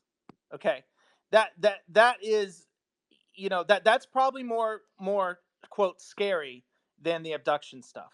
All right, how are they? And I've been told privately, right? There, people high up in this movement, this disclosure movement, right? Former intel people, they are aware of this malevolent NHI problem. Okay, and it's real, and they're not just floating up there in craft. Okay, they're doing something down here on the surface, right? And I don't know if it's I don't know how they hide themselves. I don't know if it's a biological adaptation, if it's some mental projection, or if it's some tech or even magic, right? Who the It's hell all of it. knows? Could be a combination. Could be a combination. But that was, in my experience, right? I was told, yeah, this is happening. They will be visibly exposed to everyone, but they will be allowed to leave, right? And that was very, I think that's very important. I relay that, was that I was told they would be exposed, but they would be allowed to leave, as in there's not going to be some mass Yeah, killing of these exactly. We're not going to do a genocide. entities, right? Yeah. I say entities, these beings, right? Right. The- so anyway, I think that is a spooky part of this that is, kind of hard to it's hard to share, because when I say malevolent NHI, we all know what we're talking about, right? We all know which group we're talking about. But who knows? Maybe there are others, right, that would be exposed as part of this process as well. I think the last time they counted, there was an estimate of like 23 different alien races that were interacting with humanity. Whoa. Who I was counting there? Oh, I forget. I'd have to go through my stuff to find out. I listened to a lot of the whistleblowers, so it was probably one of them. hmm. Yeah, I'm not familiar with that, but I have a PDF that gets cycled around every once in a while, and I'm sure it's a golden standard in ufology that everybody gets baptized with this document of the 99 or whatever number of I think it was called Alien Species. Have you guys seen this document? Does anybody know what I'm talking about? I don't, but I would be very interested because see, I'm not actually in the UFO. I'm not a UFO person. Yeah, I'm an intuitive. So this yeah, is I'm learning from you guys and getting verification from you guys, and I can give you guys verification. yeah. So that's why I'm here. Well, welcome, welcome. You're in a safe place over here. Tread lightly in UFO Twitter. Hey, Jay just had her hand up. Can we get to Jay just? Absolutely. Yeah, so yesterday Ulrich had a space. I don't know if you were there, Steve or Anjali. There was a whole, I don't know what you would call it, but a whole lot of mud being flung. I know that's not the the intent of the space, but I'm just curious. He was talking about like a lot of people know that in I think it was that there's something coming. And there's people, and he was saying there's people in the room and know something's coming and they're not saying. And I'm just wondering if you guys know exactly what he's talking about and if it has to do with, I guess, Anjali, you were talking about your predictions, but do you know anything, Steve, about all of these all of the end of the world kind of talk that Ulrich's talking about? Yeah. So you know where I'm going to go with this, Jay just. Hmm. I had I just relayed. I've relayed everything that was communicated to me through my experience, right? So like, let's put that aside. I'm gonna go. I'm gonna fall back on Victoria Whitney from Omicron Yeah, Commonwealth, right? So I've said this many times, right? But she has given us more information on this 2027 date than yeah, anyone.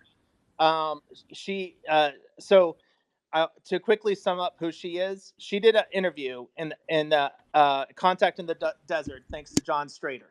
Okay, and in about 30 minutes, she quickly went over what her organization was about, right? Because who has ever heard of this, right? Omicron Commonwealth, what they were about, her experience, and her background. All right, and so she said a few things that made her very credible to me. The problem with her interview was she threw too much at everyone, right? In 30 minutes, she told us about 2027. She told us about that she was shown by NHI. They showed up in the Navy Yard here in DC. She's walking down the street. They showed up in the Navy Yard. They just materialized in front of her. They took her on a ship. They showed her, this Omicron Commonwealth, which is the name of some kind of biosphere, right? Or no, I'm sorry. Let me back up. Omicron Commonwealth is the name of this alignment or yes. federation of There you go. planets. Federation of planets that is guarding against this incoming ship or series of ships, right? That has like these world-killing asteroids in tow. All right, and she was told by this NHI she was in contact with that this ship or series of ship or fleet of ships is on its way to Earth, and that projected date is 2027. Now, why do I think she's credible? Right? She's credible to me because she's former Navy.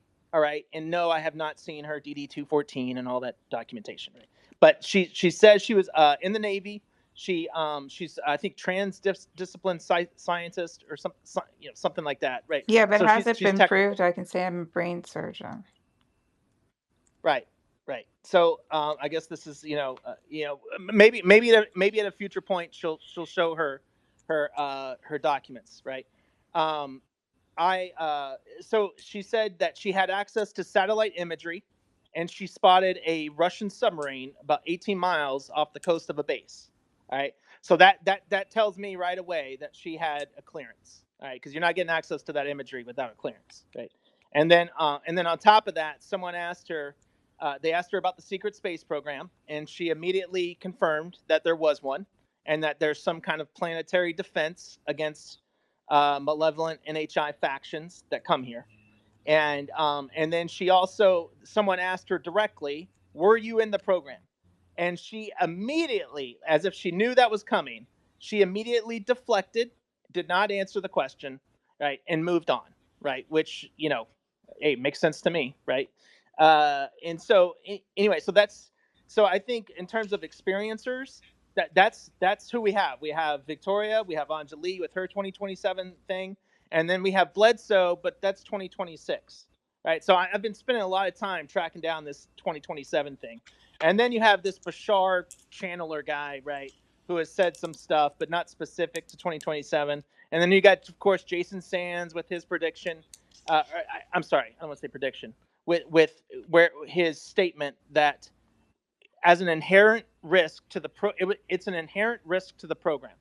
All right, so within the program, it is known that some NHI faction, they're pissed off at us, at the folks in the program, because their craft were taken, Right. and the bodies of their deceased were taken, and potentially prisoners were taken by the occupants, right?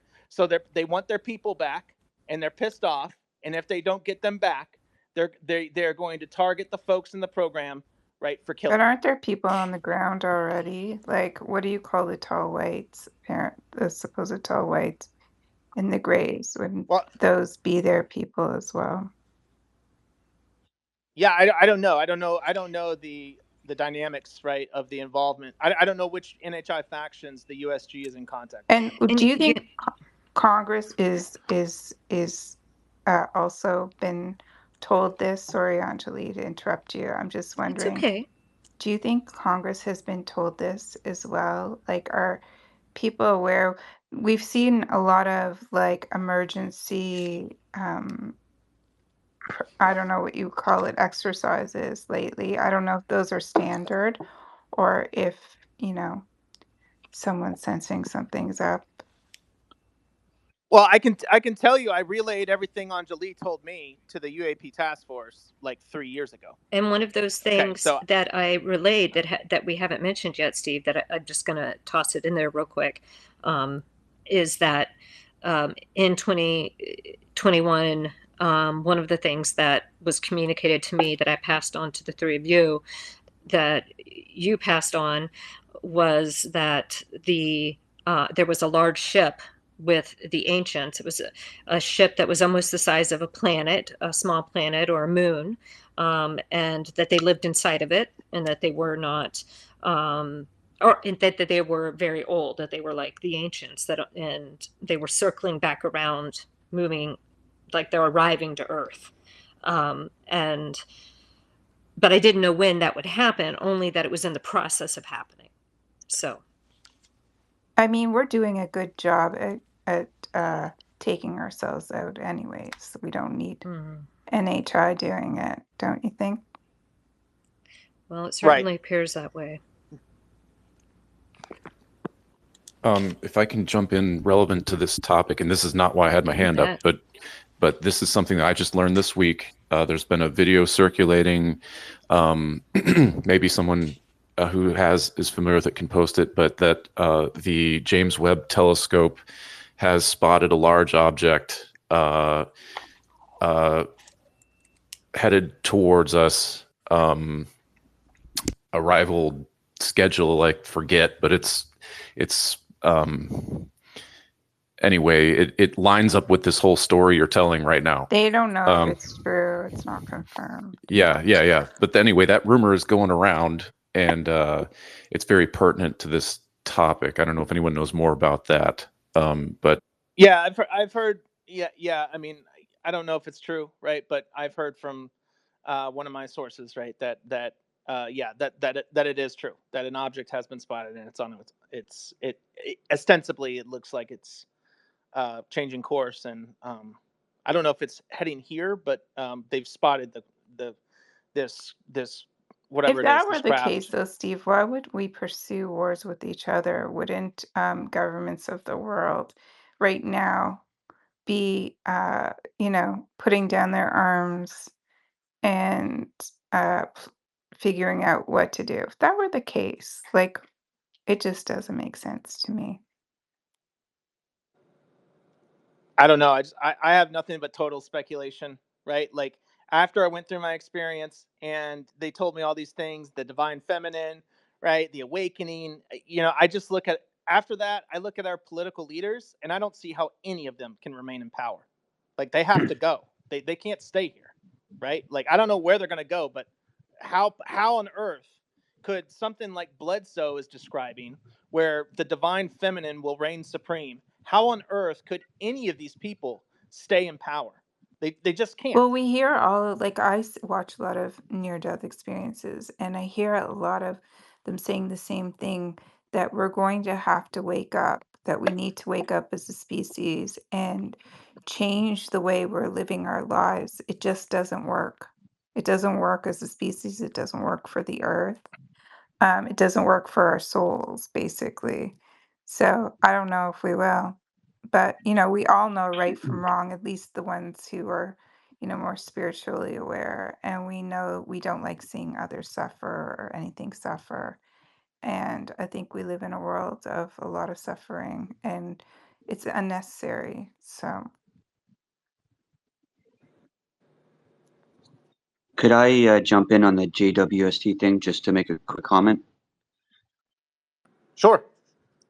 So the JWST was built to see in infrared and look at galaxies and star clusters and astronomical events, and objects very far away. And it has a very tight schedule of scientists who are scheduled to look at a specific thing, astronomers. And then, so as far as an object that is coming towards us, one, how would they, who is scheduling that into look? To how are they finding it? Like in the vastness of space, where are they pointing it? Where they could see this? And then how is that being disseminated, that information secretly? It just seems to me like if this did happen, then they would have known where to point it and cleared the schedule and done it. Yeah, I would point back to John Ramirez, right, former CIA officer, and what he said that I believe he said NHI told them where to point the telescope.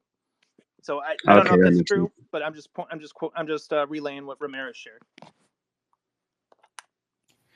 Yeah, the story there is that we actually received a transmission back in the 90s via actually personal like SETI, the public SETI.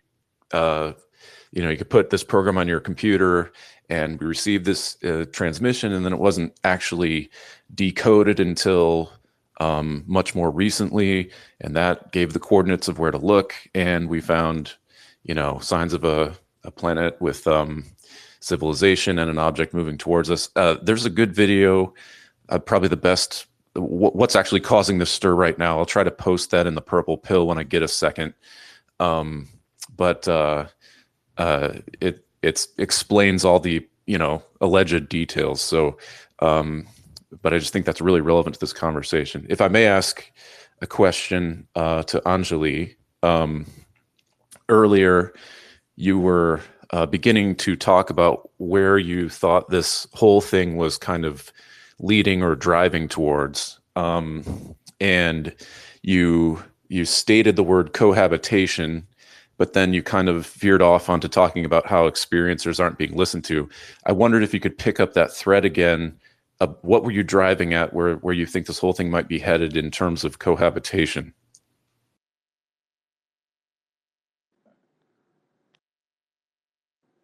It looks like she dropped down to a listener spot. Can we ask that question again when she gets back up to the speaker role? Yeah, sure. I know we've had a lot of connection issues. I'm so sorry. Sure. Can whoever was speaking, could you just put your hand up so I know who's talking? I don't know voices quite yet. Thank you so much. All right, J Just, what you got? So Black Well, so wait. sad. Can we just skipped that? She didn't hear that question. Can I direct that to Anjali? She's not. She's not She's here. not. Oh, She's okay. not in the speaker. Well, I'll wait till she's back. I'm sorry. That's okay. Okay, she's back if you want to continue. I am having the worst experience with the tech today. I just keep getting dropped from the space, and I don't know it for quite some time. It's too much truth being shared in one space. Oh gosh, shorting out the circuits. Could you repeat your question for me? Yeah. Hi, Anjali. This is Christopheros. Hi. So I was very intrigued earlier when you were speaking about where you think this whole thing might be headed, what the NHA might be driving or leading us towards, and you mentioned the word cohabitation, but then you kind of got focused on talking about how experiencers aren't being listened to, and the thread kind of didn't quite complete. Devolved. Yeah, and so I wonder if you could pick up that thread again and where you were heading and what you meant by that cohabitation. Sure. Well, I think that there's a possibility that we're looking at a couple of different kinds of cohabitation. One, I would say that I'm specifically referencing to perhaps a conscious cohabitation, where when we have two locally manifested consciousnesses inhabiting the same body, because they have a resonance with each other that is compatible. And because there is a need for this other consciousness to have a place to reside, they reside with you. Okay. I think that we can't rule out the possibility of that occurring. And I want to differentiate that from the idea of possession, because it would, in my opinion, it would entail a mutually beneficial and mutually agreed upon cohabitation of the third density experience. Okay. Symbiosis. It would have to be. Well, that's why the resonance is important. When you have something that is dysresonant, that is trying to consciously, or if it makes you feel better, spiritually, enter into your I guess I would say spiritual sphere or conscious sphere of energy, then when it's dissonant, then that becomes very outwardly noticeable. The person will experience what we typically have identified as possession, I guess you would say. Yeah, because possession is And more of a parasitic. exactly, it's not agreed. The It's not agreed upon would contractual. be the spiritual symbiosis. That exactly. So these aren't things that I typically like to talk about, because I know it's going to be difficult for people to understand sometimes, and or even accept. And I don't want anyone to accept it. What I'm asking is for people to go out and go on their own search for that, to see what may lead them down a rabbit hole that leads them to the same place. So I'm not looking for converts. I'm looking for people who are willing to go on their own journey. I'm not going to be standing next to you, holding your hand and telling you what to do, or how to do it. In fact, it's very difficult for me. I don't even like to tell people how they should meditate, or that they, or how to undertake a practice. I'm I'm not a guru. That's not, I don't have, I feel like I don't have the paperwork, I don't have the receipts to be saying those kinds of things.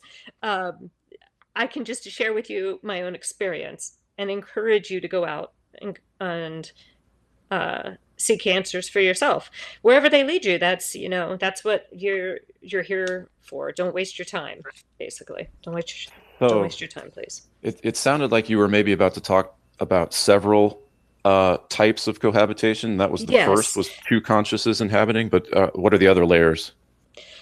Well, I would say we have to consider the potential for another physical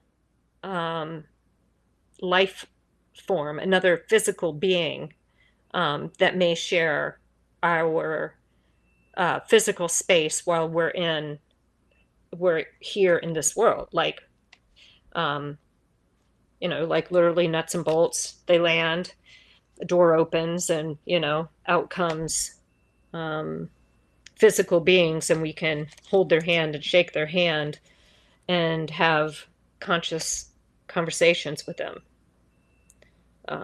I think that we have to consider that. And the reason I think it's so important to consider that is because I am a very strong believer of a holographic presentation of what we're experiencing, and that everything is a fractal of the bigger thing, that within inside of us is absolutely everything that exists. And so, if inside of us there is conflict, then outside of us, right around us, is conflict. And the more of us that are in conflict internally, then the more the world breaks out in war. And the more that's reflected, just mirror upon mirror upon mirror. So that would lead me to feel like if we are a type of physical biotechnology that a consciousness can reside in, we have to think, well, that means that there could be other kinds of physical biotechnology that contains a consciousness that is at the level of, or even surpasses in the amount of evolution that it may have had over time, and even manipulation of their genetics to the point where they have a capability that may be beyond ours now. Rather than looking at it like it's superior, it would be like looking at a child and a grandmother. Does the grandmother think that the child is somehow a lesser form of being because it doesn't know what the grandmother knows? Well, no. The grandmother loves the child, and we're hoping that it's that kind of relationship, rather than a crazy grandma who never gives her kids cookies. Sorry. I know I'm kind of making light of it, but I have to, because it's an overwhelming thought, right? Of that being a new reality that we could be coming into, especially if we are going through an area of space right now, on our big wheel that we seem to circulate through. If we're going through an area right now where we're actually physically, materially located closer to beings that we otherwise wouldn't necessarily be in their area, if we're going through that area right now, I mean, I think that's really cool. And it opens up, possibility of maybe contact that comes cyclically rather than is just always there. All speculation, guys. I'm just throwing, wet spaghetti at the wall right now. Thank you so much for filling out those thoughts and completing that thread. I appreciate it. Sorry for failing to do it the first two times I tried to talk about it. J-Just. Yeah, so B sent me something on Bledsoe, and Bledsoe basically at the time, I'm not sure if he's changed his mind, but he said that his predictions had been warped, and he said that there would be a new knowledge would come and the world would shift and a time of peace afterwards, but not without trouble. That's what the lady told him. Right. Yeah. So, like, he doesn't, I don't know if he sees doom and gloom, but it's interesting like there's all these predictions. I'm trying to find a correlation with any of them. Yeah, same here. Same here. He's talked before about, starting a garden, right? Kind of living off the grid, right? But I do think he didn't. My guess is he didn't want to scare people, right, into negatively influence the course of it. He didn't want to manifest it, right? He didn't Right. want to manifest these terrible things. Right. I mean, he was on a podcast at one point. It's since been deleted, but he told a couple of podcasters, I think back in 2021 New Year's Eve timeframe, or actually maybe 2020 New Year's Eve timeframe. He said he was shown a Chinese Yep. submarine launching a missile off of some kind of platform that hit New York City. Okay, and there was some big cloud, right, mushroom cloud. So I went to a submarine expert at my work after I heard that, and I said, "Hey, what do you make of this? Right? Like, what could potentially be happening Yeah. here?" I even asked Jay Stratton about it, but the submarine expert said, it potentially well, he said this: a Chinese submarine in the New York harbor, right, would be that would be new. That would be a new thing, never happened before, obviously. And then he said this platform, right, that it launched a missile from, it could potentially be some kind of platform that detached from the actual submarine. And I'm not a submarine expert, but that it would allow the submarine to get away, right? So the platform detaches, it launches a missile, but by the time it's launched, Chinese submarine is long gone. I don't know. I don't know Well, what there were a Bledsoe few saw, but he. predictions apparently. Like one was a natural disaster. Courtney Merrick, I don't know how to pronounce her last name, but she wrote about it under the post. There was something between Israel and Iran. I don't know. Yeah, that's right. Yeah, he said Bledsoe said Israel would strike Iran like four times, I think 3 or 4 times. And what I didn't find that particularly like revelatory. Like, okay, Israel and Iran, they're going at it constantly. Like, that's kind of predictable. But however, he also said that, or Science Bob told us that Bledsoe was shown the actual site, the location of Israel's nuclear weapon, right? A nuclear weapon launch site, right? Or nuclear missile site.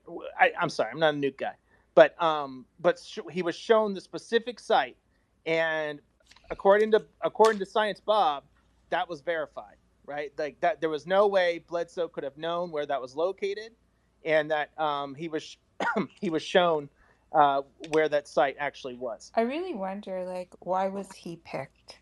It's interesting to me. Is it because people would listen to him? Is it because he's soft spoken?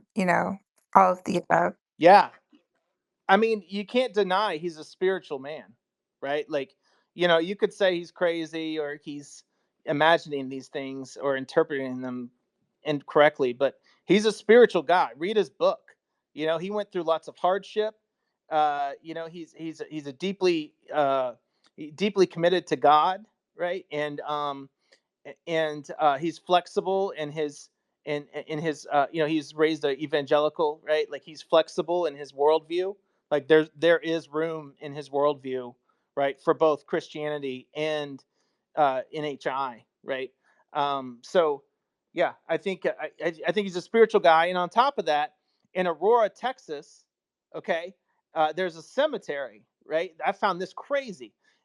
There's a cemetery, a small cemetery in Aurora, Texas. And in the late 1800s, there was that story of a spaceman crashing in Texas. Okay, and they buried the spaceman's body in this Texas cemetery. All right, it's wild. You can look it up. And sure enough, freaking Bledsoe's relative was also buried in this small Aurora, Texas cemetery. And it wasn't a big one, it was a small one. So I don't know what the connection is there. Yeah, I know he's talked about his Scottish and his Native American heritage. Maybe there's something to that. I don't know. Well, do you think what he's dealing with, he thinks he's dealing with angels? Do you think there's a difference between NHI and angels and that sort of thing? Uh, I don't know. Sometimes I think we gotta ditch the categories, right? Like maybe there's just higher consciousness, right? Like maybe there are just some players that are higher. If there's a hierarchy, they're just higher in the hierarchy, right? Like, because I'm getting, my experience. I'm being like told about Greek gods, right, coming back, like demigods. Like how does that interplay with angels, right? I don't know. Maybe it's all the Well, if same the thing. NHI landed, maybe they were perceived as gods and demigods and angels. Yeah, sure.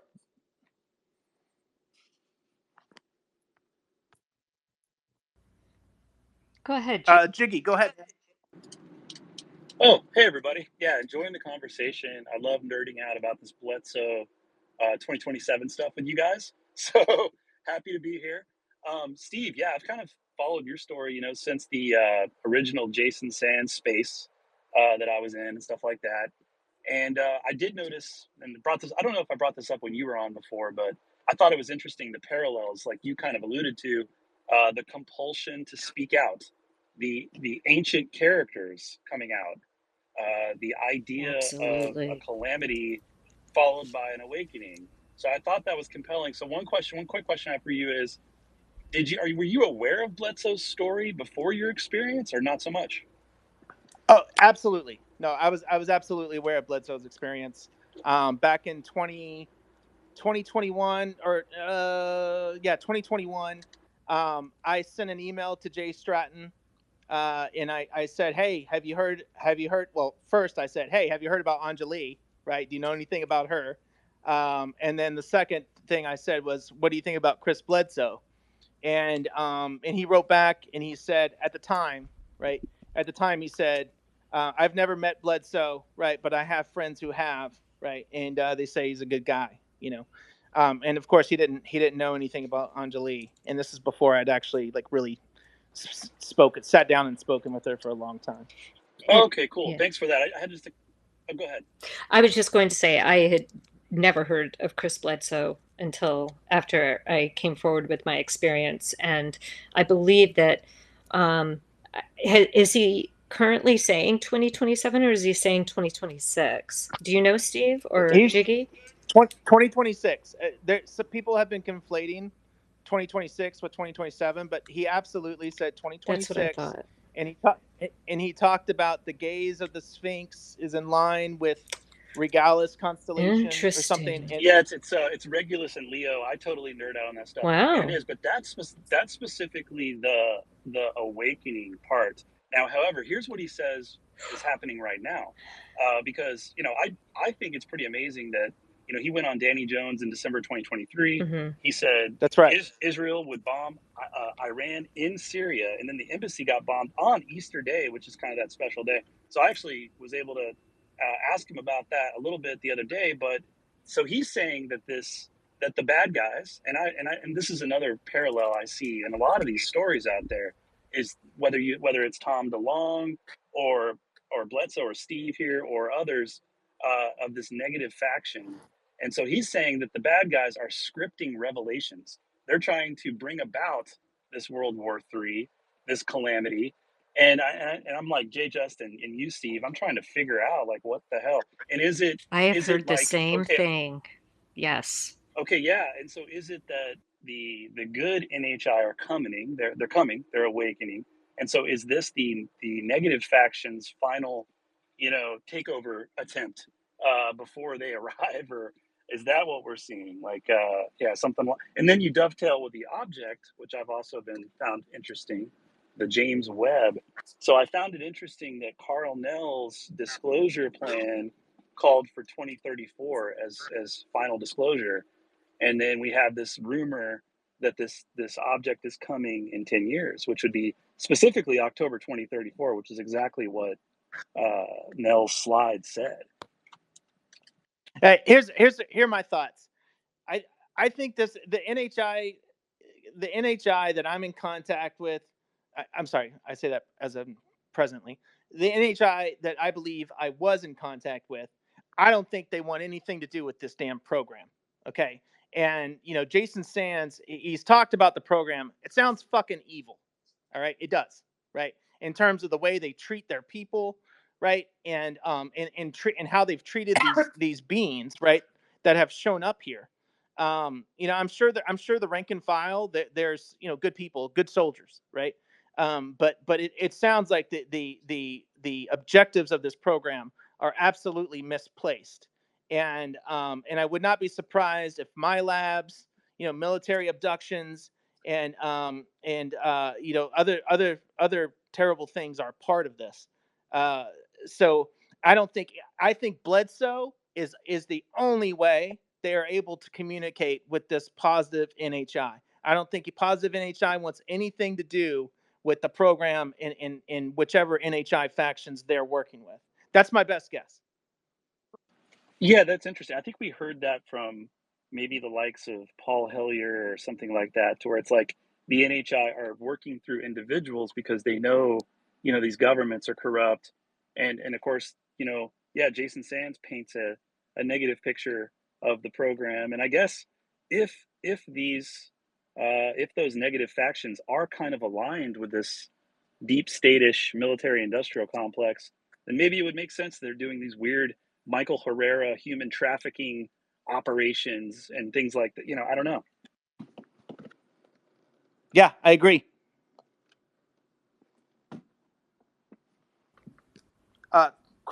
Chris, you want Yeah. to Yeah. speak? Thanks, guys. I have found the YouTube video that I was referring to earlier and put it in the purple pill, talking about the James Webb and congressional briefing because there's an object coming, etc. So that's there for everybody now. It's what's caused the stir.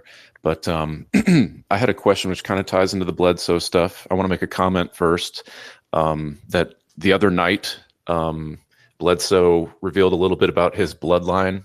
And this pertains also to that Aurora story. Steve's already told that part about his family owning the plot. But the other thing he mentioned is supposedly his family is tied to this prophecy of Merlin. So one of the descendants of the Bledsoe line is said to fulfill it or something. So I looked into what is the prophecy of Merlin, and one part of it was about this lady healer returning. The healer of the world or something like that, which seems to tie into this whole idea of divine feminine and the lady he's in contact with. So something going on there. Wow. I wanted to ask this question for Anjali, which kind of leads in from the Bledsoe thing with religion. You said that as you kind of became initiated into this phenomenon, that it led you to do all this different sort of research, down all these trails, and one of them was something about Abrahamic religions. And I'm wondering if you could speak on that a little bit. What in particular you researched and found, and how that ties into our present situation.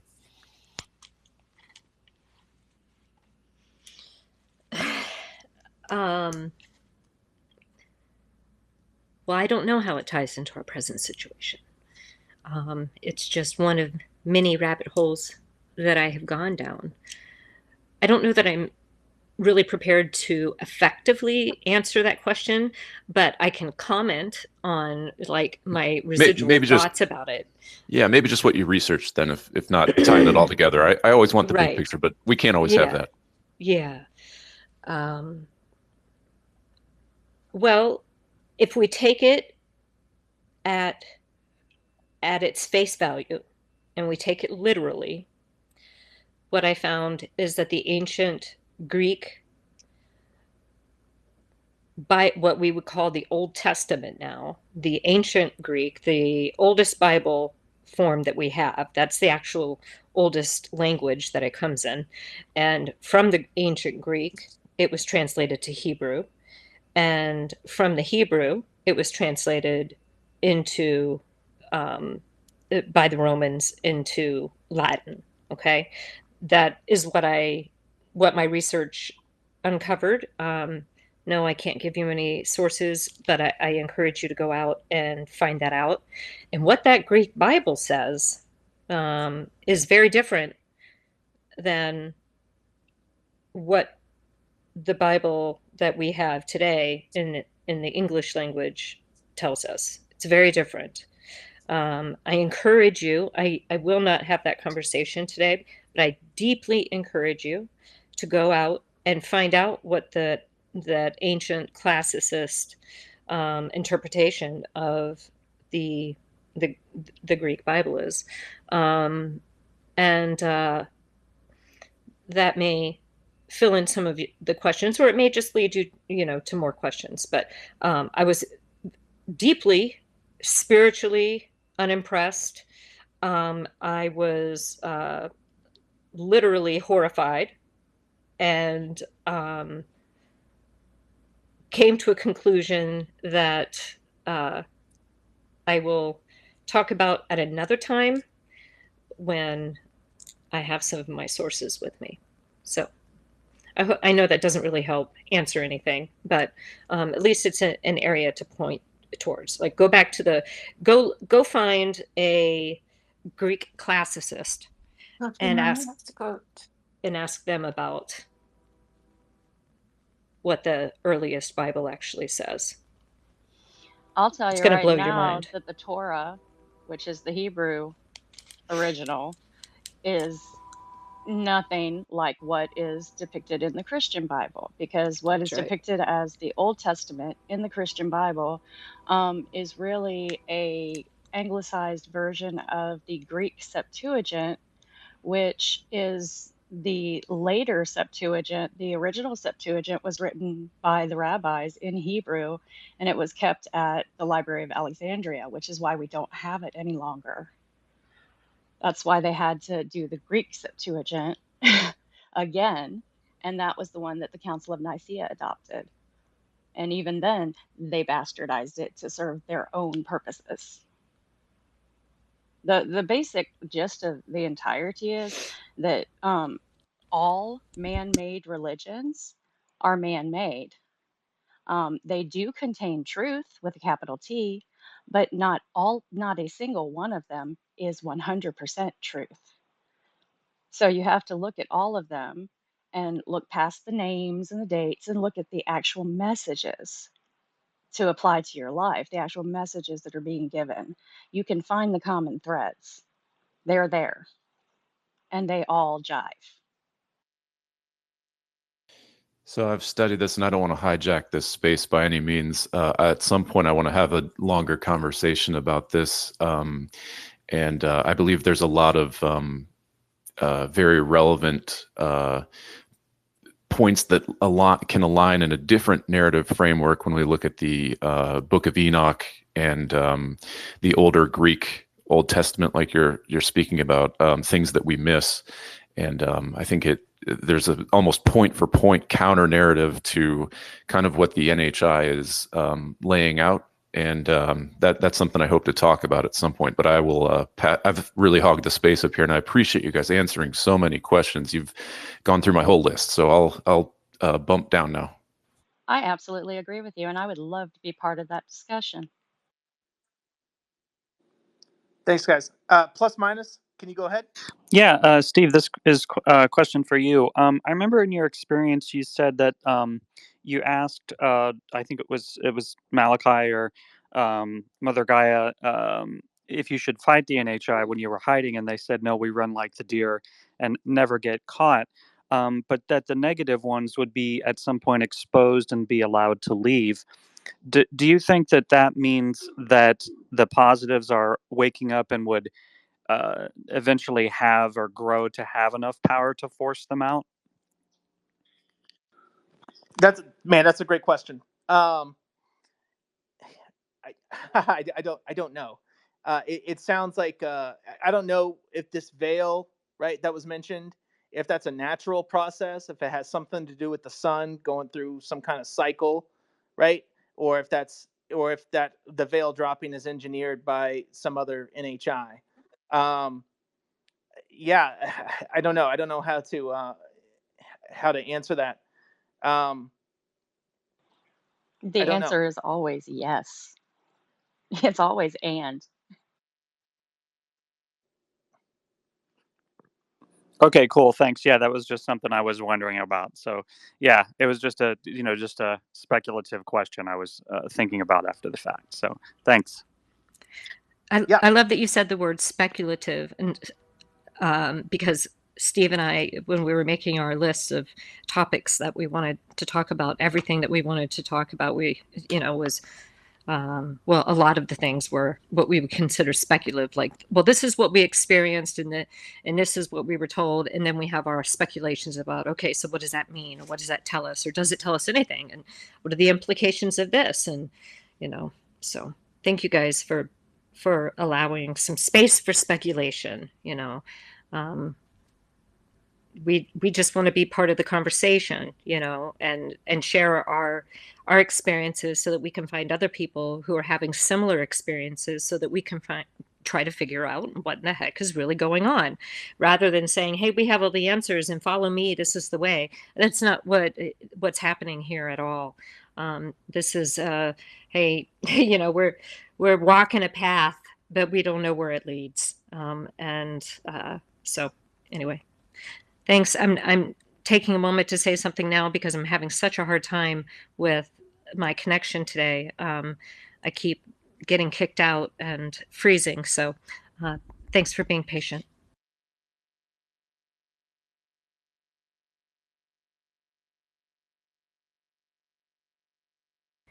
Maybe since we seem to be at a lull, unless I am missing something, maybe we could just have a few final words and then head out.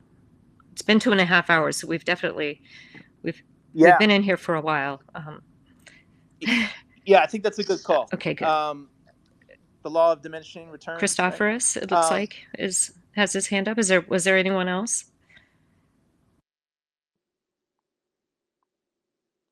Yeah, Chris, go for it. I forgot there was one other question on my burning agenda that's pretty fascinating. And if you want to address this another time, that's fine. But one of the major parts of your story, Steve, that fascinates me is this Central Intelligence wizards meddling with the timelines. And I personally had my entire world rocked last summer. I'm telling you, my entire worldview shattered, very much like your experience, Steve, when I was suddenly awakened to the Mandela effect. And I became aware that there are all sorts of things in reality that don't align with my very strong memories, and some of them are huge, including things like, the location of South America is 1,500 miles further east than where it was on maps. I even have government minted coins that show it in the location I remember. And the location of the kidneys. I'm making ridiculous claims. This sounds so absurd. I don't like to talk about it. There's hundreds of things that are not the way I remember them. For a lot of people, that Fruit of the Loom cornucopia is one of those big glaring ones. Yes. It is. A lot of us learned the word cornucopia from asking what the hell is that thing, and I thought it was a loom. Exactly. I thought that was called a loom, and then my parents corrected me. And so, to me, this experience of the Mandela effect, which is so powerful, is a kind of confirmation, and there are thousands of people that are experiencing this, that are wondering what the hell happened. That, to me, lends credence to this notion that there's some kind of timeline meddling or reality manipulation that someone is doing. And I've been suspecting for a while there's some kind of timeline or reality editing war. I don't know who has the power to do that, but your story is the first thing, Steve, that ever gave me some validation for what I'm experiencing. And I'm wondering if you guys have researched the Mandela effect at all, because there's a lot of evidence for it, but it's very much been marginalized. Nobody's talking about it, and those who do just get written off as kooks.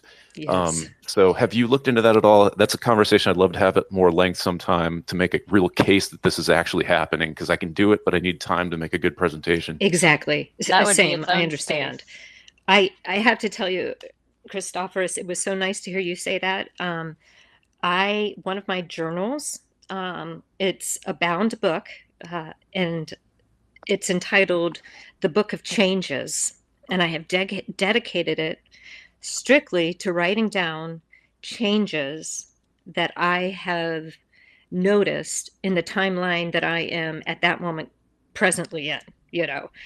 It's called Book of Changes. So, yeah, haven't decided who would get that upon my leaving the world, but it's a doozy. It's a doozy. I'd love to have a Yeah. conversation on So that. yeah, I can't speak to the Mandela effect specifically, but I do want to reference real quick. I need 5 minutes. Phil Corso Jr., all right, the son of Phil Corso, obviously senior, who wrote The Day After Roswell. All right, Phil Corso Jr. He did an interview.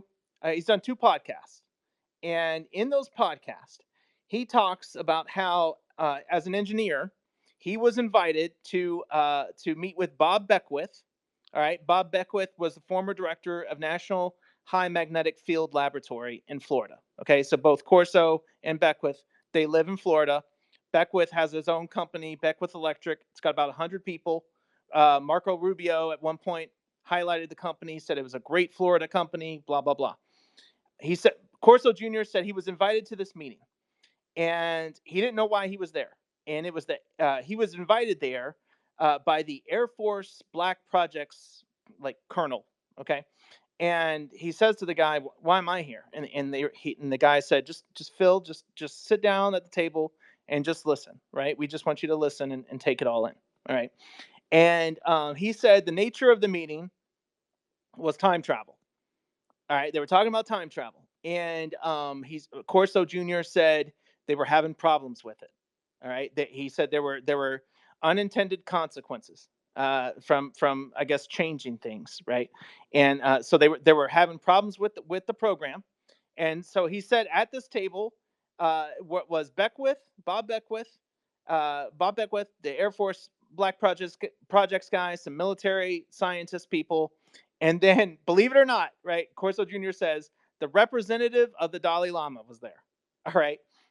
So it sounds wild. But he said he was at this table. They were talking about the problems. And when the Air Force guy acknowledged the problems, he said, the representative of the Dalai Lama stood up and he said, I told you guys this from the beginning. And he said after the meeting, they went into another room and Beckwith's device, it sounds like a drone of some kind, uh, turned on and it vanished out of existence. All right, and in Corso Jr., I'm sorry, Beckwith. It's not so. Bob Beckwith was mentioned in the Wilson Davis documents. All right. When those documents came out, there's a reference to Bob Beckwith and his paper on levitation, teleportation, and time travel. And Beckwith Electric, according to Corso Jr., Beckwith Electric, the company, makes the generators for the time travel experiments. So I have no doubt that this is going on.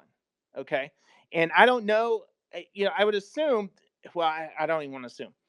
But when I think of the intelligence community, right, I assume they're just, if they had this tech, they would simply go and observe, right, either in the past or in the future, right, what the events are. But I could imagine if you had the ability to see the future, you would of course alter the course of events. Anyway, I just wanted to share that. I can put the links to the interviews. It's a quick 5-10 minute interview from Corso, right, that you can jump to in the interview and hear what he has to say. So I think there's absolutely something to that. My guess is the NRO and CIA are hand in hand on that, as well as the Air Force. I've of course never seen it myself, right? And I wouldn't be able to speak to it if I did. Wow. But that's what I think is going on. Man, thank you for adding all that there's actually some, empirical evidence to support this. Please post that interview. And wow, thank you for sharing that. I hope we don't get knocks on our door from the MIB here. Also, one really quick, easy thing. You mentioned a Victoria with the Omicron Commonwealth. What was her last name? Victoria Whitney. You can go on her website, omicroncommonwealth.com. She says that they're part of what they do here. She says they're working with NHI I'm sorry, after she left the program, her and her team started doing her own thing, in that they're working on a homelessness project. So this group of NHI, she says they're from Orion and Pleiades, right? They're scientists, and they're here to understand the homelessness problem. And they don't quite understand why there's so much homelessness, right? And she gets into it in her interview, and has an anecdote, right? It has a few anecdotes about that. But yeah, omicroncommonwealth.com. There's also like this huge encyclopedia that she put together of all the NHI that exist out there, where she goes over the Greys, reptilians, these humanoid type NHI. I'm not sure. It's not like Wikipedia where each one is sourced, right? So I'm not sure where she gathered this information, but it's all there to walk through. And she has claimed to have contact, like actual physical contact during the day, right, with these NHI. It hasn't all just been channelings or come through in regressions, right? I mean, she's making some bold claims. So I hope we get to hear her in an interview space sometime in the future. Yeah, thanks so much. I think this timeline alteration thing and the Mandela effect is one of the major missing puzzle pieces that the UFO community is not very much discussing. And I would really love to go there and kind of share our notes, what we can gather. So this is a huge lead for me. Thank you. Yeah, I'm posting it right now in the purple pill. So please take a look there for the interview with Corso Jr. Cool. All right, Just, do you have a last question? Well, And I then we'll know go you're ahead and trying close to this. close the space down, but when it comes to like time travel and that sort of thing, if consciousness is a huge part of existence, then what's the difference between time traveling with remote viewing itself as well, and that having an effect on the future or the past or what have you? I don't know. Corso Jr. I would lean on what he says. He's what does he say? He says it's consciousness is a part of this, right? This time travel piece. I don't know. And then Sarfati, he talks about retrocausality. I can't even begin to understand how that works. I don't know. Definitely not the right person to answer that question.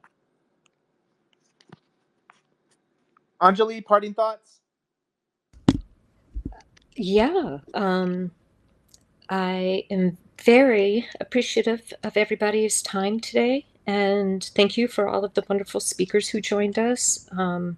You guys actually made the conversation enjoyable. So thank you for that. And thanks for all of the listeners who tuned in today and for your patience. Sorry for all of my technical difficulties, but I'll report it to X and hopefully it'll be better in the future. But thank you for being with us, and I'm sure that Steve and I will do more spaces in the future. Did you want to say something, Jay? Just got that hand up?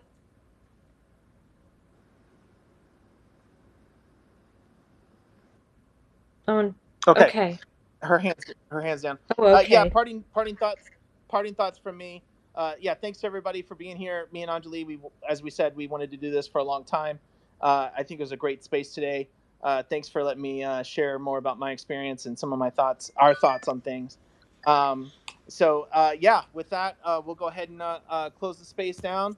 And thanks to Astral for putting us on the schedule this week. Really appreciate that, man. I think UFO Twitter Week has been a big success. So thanks everyone for coming today. Absolutely. And we look forward to seeing you guys in the future. So have a Yeah, great please do weekend, this. everybody. Please do this together again. You two together are a dynamic duo. Oh, thank you. Thank you. Thank you. That's great. Well, we're good friends, so we have a good relationship. We get it. So, all right, you guys. Hope everybody has a great weekend, and thanks for participating in UFO Twitter Week.